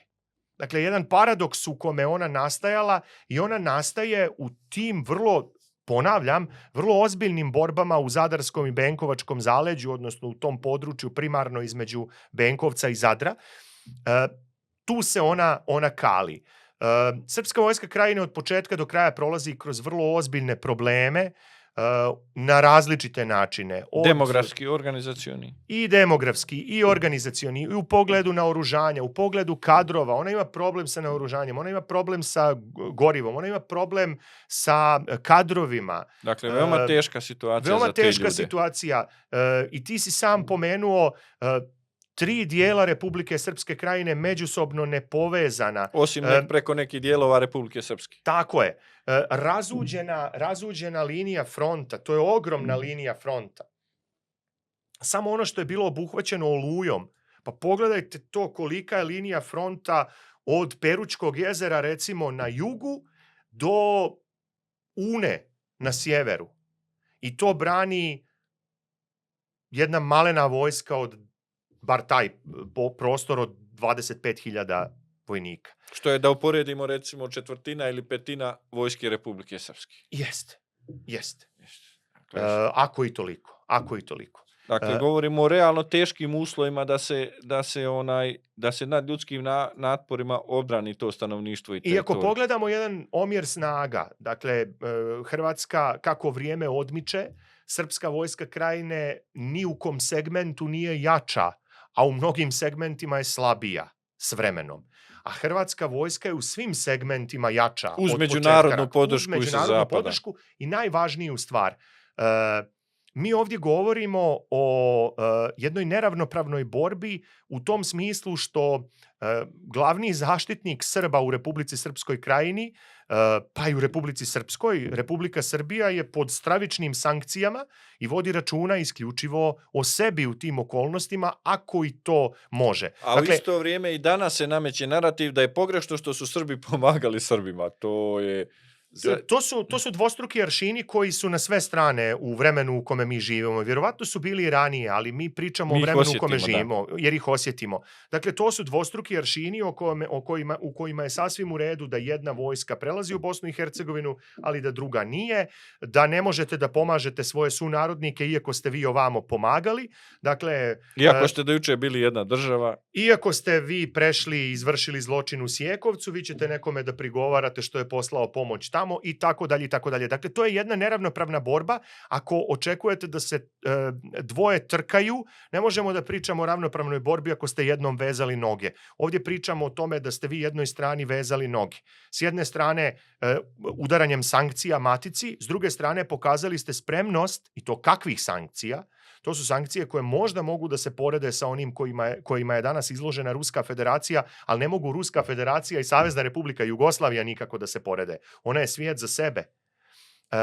Dakle, vi ste na taj način s jedne strane vezali ruke i noge jednoj strani, a drugoj pružate svu moguću pomoć. I nije ni čudo da ona s vremenom raste.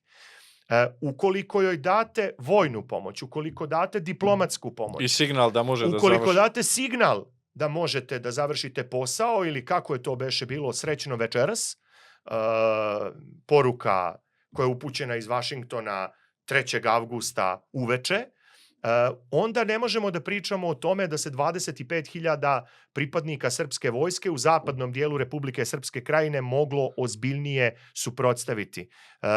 Ne bih volio ni da ponavljamo narativ o tome da nije bilo otpora i da se Apsolutno. radilo o vojnicima koji su se razbježali i otišli Da ne glavom bez spominjemo obzira. Baniju i prvi neuspješan Da dan ne spominjemo Hrvatske. Baniju, da ne spominjemo otpor koji je pružila i recimo 92. motorizovano Benkovačka brigada, koji je bio prilično blistav, koja je očekivala mogućnost da čak i krene u neki kontranapad, to nam dokumenta govore. To su sve stvari koje moramo da pogledamo, da shvatimo kolike su razmjere. Ne možemo zbog toga što je, sad opet jedno poređenje, ne možemo zbog toga što je odbrana Kraljevine Jugoslavije pala za 11 dana da kažemo da je bila kukavička. Ona je bila herojska koliko je bilo moguće u to vrijeme. Ne možemo zbog toga što je Republika Srpska Krajina pala u 2 ili 3 ili 4 dana da kažemo da su ti ljudi bili kukavice. Da. Što ne znači da nije bilo svakakvih slučajeva, to je rat. Ali je bilo i veliki broj i herojstva i borbe i ti naroda. I požrtvovanosti. I još jedna važna stvar koja je prilično bitna za razumijevanje kako se urušila Srpska vojska Krajine tako brzo, to je zato što je od početka do kraja ona bila narodna vojska utemeljena na osnovama teritorijalne odbrane, primarno. Slabe pokretljivosti, manevarske sposobnosti. Ne slabe pokretljivosti, gotovo nikakve pokretljivosti. Dakle, ta pokretljivost je bila zanemarljiva.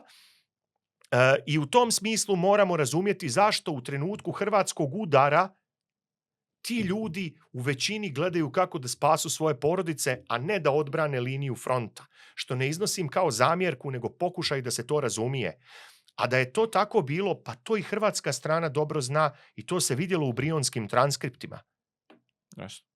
To se zaista vidjelo da su itekako dobro znali i situaciju u Republici Srpskoj Krajini i situaciju u redovima Srpske vojske Krajine i da su svoju strategiju koncipirali na taj način da izazovu slom. Ne klasičnu pobjedu na bojnom polju, već unutrašnji slom.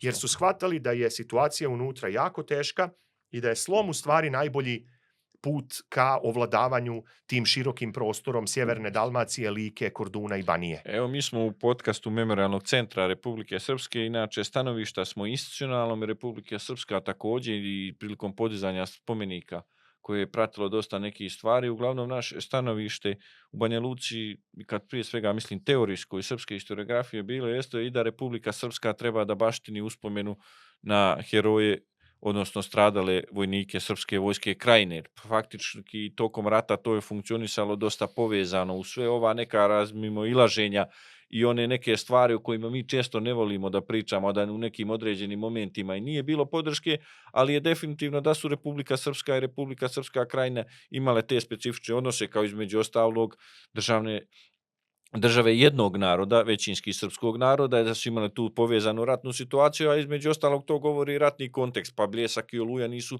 završeni, oni su nastavljeni na teritoriji agresijom na Republiku Srpsku, da ne govorimo o onom zločinu u Dvoru i tako dalje, da ne govorimo o bombardovanju civila, nego govorimo i onda o padu zapadno-krajiške opština koji su faktički strateški nastavak Oluje i pravljenje, kako bismo to rekli, jednog sanitarnog kordona bez Srba prema Hrvatskoj. Dakle, govorimo definitivno, ako ćemo iz perspektive naših tadašnjih ratnih protivnika, o jedinstvenom pogledu na srpski narod i volio bi u ovom završnom dijelu samo da mi kažeš iz tvoje perspektive ta neke osnovne poređenje odnosa Republike Srpske i Republike Srpske Krajine s obzirom i na zajedničku borbu i stradanje kako boraca, tako i civilnog stanovništva. Pa, s jedne strane je upravo ova Avnojevska podjela Jugoslavije učinila da su u vrijeme kada nestaje jugoslovenska država, ova socijalistička, bile nastajale dvije nove države, Hrvatska i Bosna i Hercegovina, pa se otuda u formalnom smislu govori o dva rata,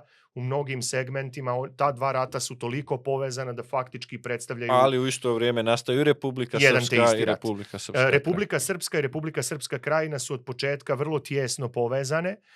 One funkcionišu kao različiti entiteti, ali zaista u nekim segmentima integralno djeluju, u nekim segmentima je čak i ta borba zajednička. Što je definitivno simbol koridor. Tako je, naročito je u pitanju koridor i to ne samo borbe za oslobođenje, odnosno za proboj koridora, nego i kasnije održanje i očuvanje koridora. To je jedno. Onda ima ona druga stvar. Front u zapadnoj Bosni i na Baniji, Suva Međa i taj prostor, to je tu granica, tako reći, ne postoji. Srpska vojska Krajine je imala priličnih izleta sa druge strane granice i priličnih gubitaka na svojoj strani granice, odnosno na svojoj teritoriji, i više desetina pripadnika u prvom redu 39. korpusa Srpske vojske Krajine poginulo je upravo u tim dijelovima zapadne Bosne gdje su oni štitili neka od srpskih sela sa tog područja. Osim toga, postoji stalna veza između i vojnog i političkog rukovodstva institucije i Republike Srpske i Republike Srpske Krajine. Postoje oni i ujediniteljski pokušaji koji su uglavnom ostajali na nivou deklaracija ili na nivou održavanja zajedničkih sjednica Skupštine. I zbog međunarodnog pritiska u prvom planu. I pitanje je koliko je to u tom trenutku bilo realno. Ali je to govorilo o tome da su ljudi, ajde da kažem uslovno rečeno s obe strane Dinare, Srbi sa obe strane Dinare, shvatali i bliskost svoju, nacionalnu, istovetnost ciljeva i strah od istog neprijatelja ili ponavljanja onoga što smo pričali na početku našeg razgovora iz prošlosti. I sada tu opet jedno poređenje. Dakle, problem je ukoliko su Republika Srpska i Republika Srpska Krajina sarađivale, to je jesu, iz nečije perspektive. Ali nije problem da su Hrvatska, Republika Herceg Bosna i Republika Hrvatska sve vrijeme tijesno sarađivale i mnogo više sprovodile operacije na terenu, pogotovo kada je u pitanju prodor Livanjskim poljem na Livanjsko-Grahovskom pravcu, od Kupresa pa nadalje, na padinama Dinare, sve vrijeme sarađuju zajedno, jedinstvena je komanda. Južno bojište je bilo u Dubrovniku i Trebinju i onda gore dalje sve. Tako je, čitavom tom operativnom grupom komanduje oficir Hrvatske vojske Rahim Ademi. To nije nikakva tajna. To je, na jugu Janko Bobetko na početku. To je stvar 92. Janko Bobetko na jugu, a mi tu pričamo o vremenu prije famozne Splitske deklaracije. Sve to je bilo prije Splitske deklaracije. Ako Splitsku deklaraciju uzmemo kao nešto što je omogućilo formalno pozivanje, odnosno verbalno pozivanje. Šta ćemo do tada?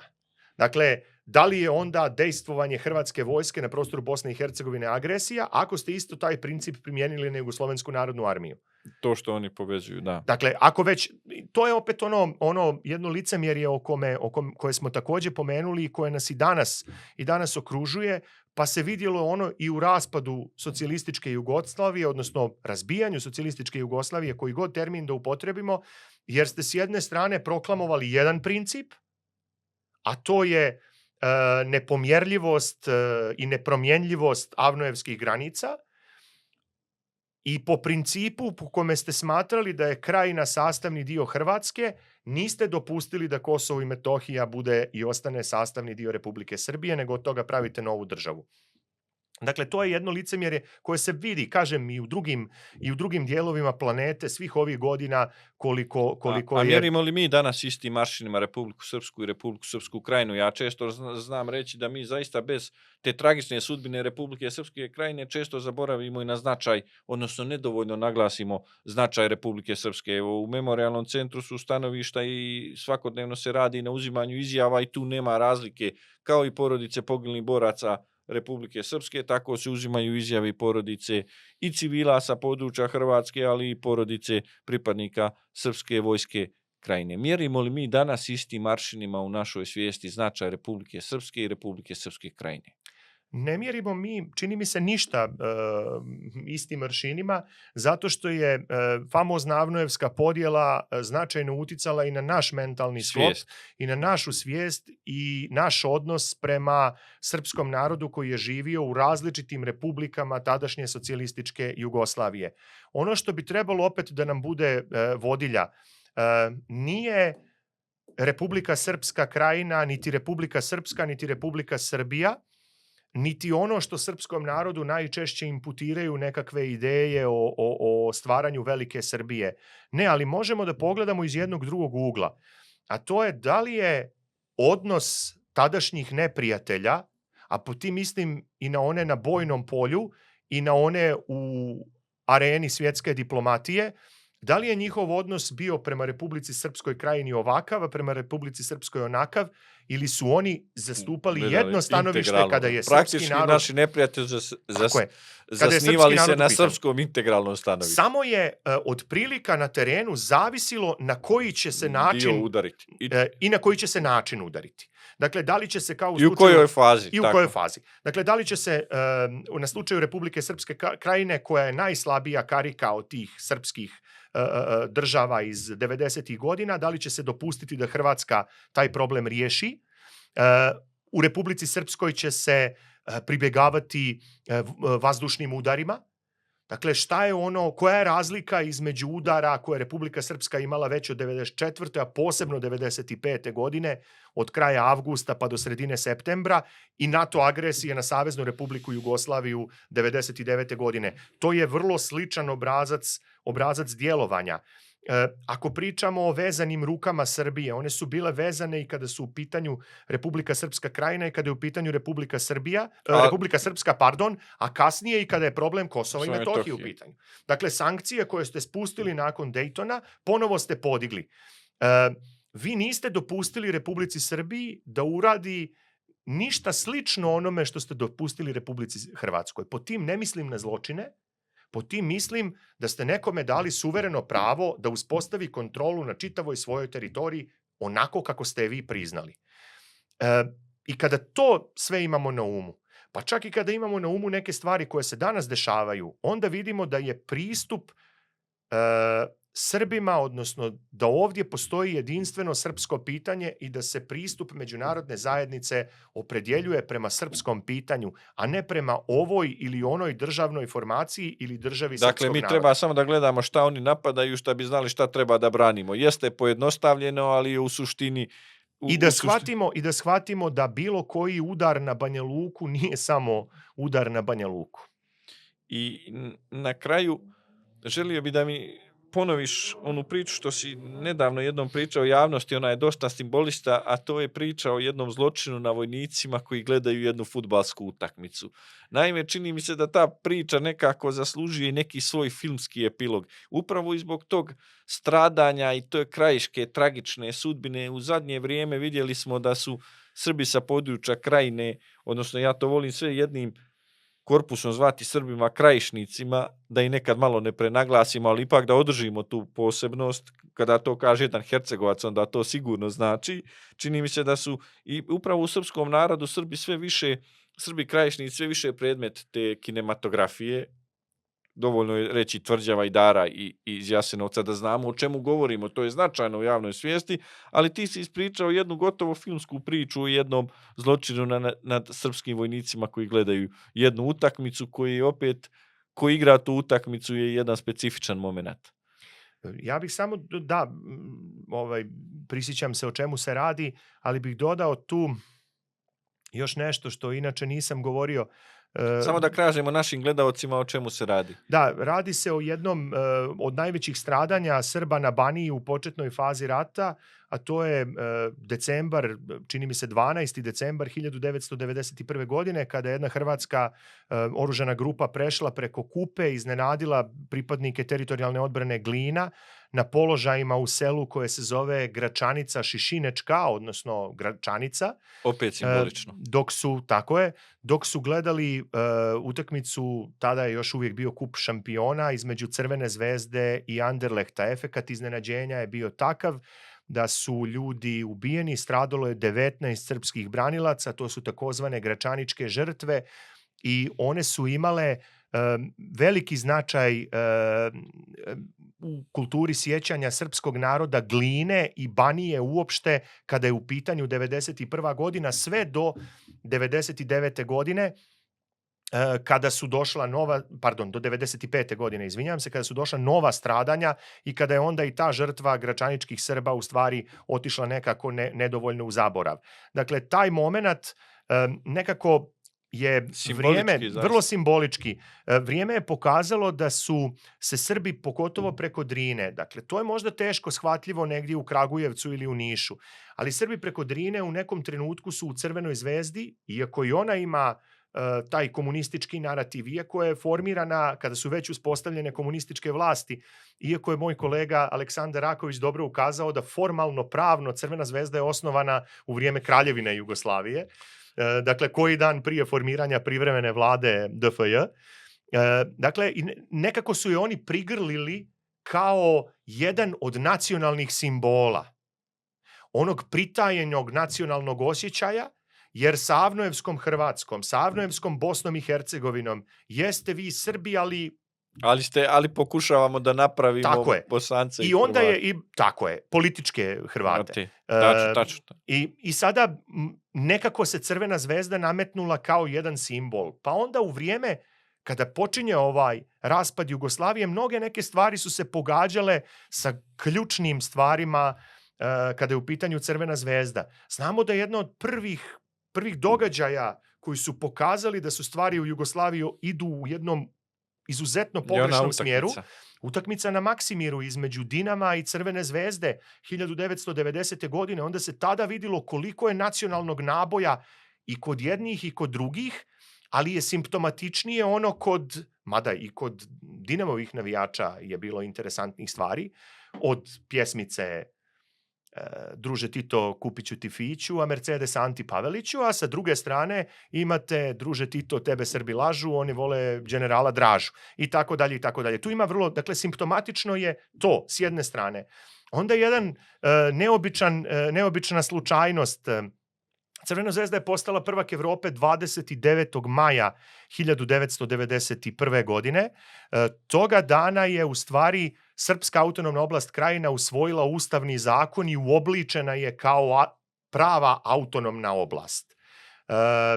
Recimo...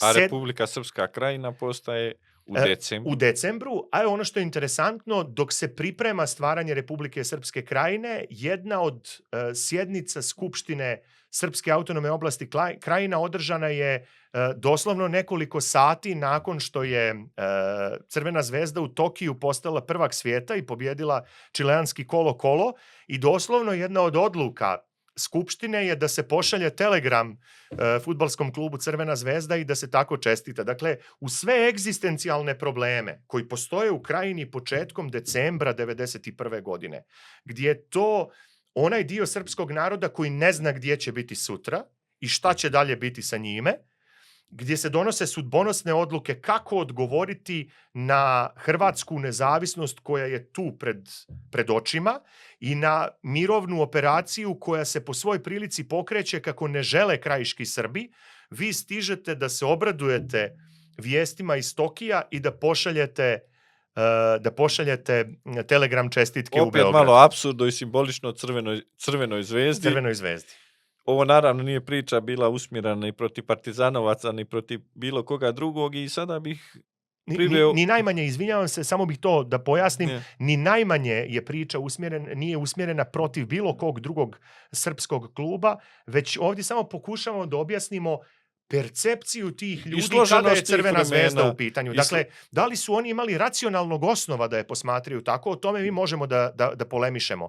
Ali ono što je činjenica, tako su je posmatrali. Crvena zvezda kao tim za koji se navija i politika kao novine koje se čitaju, to je ono što je u socijalizmu za Srbe u Hrvatskoj, a vjerujem i ubistvo krajinskih Srba za vrijeme utakmice Crvena zvezda Anderlecht, gotovo. I konačno to između ove skupštinske čestitke i proglašenja Republike Srpske Krajine pada taj događaj. I na kraju, kakvo je mjesto pamćenja srpskih žrtava, odnosno srpskog naroda i Republike Srpske Krajine u sveukupnoj istoriji srpskog naroda, odnosno kako bi ono jednog dana trebalo da bude? Pamćenje žrtava, ako pričamo o ratu 90-ih na području koje je nekada obuhvatala Republika Srpska Krajina, dosta je marginalizovano i dosta je nedovoljno u godinama nakon završetka tog rata. O tome se više nije pričalo.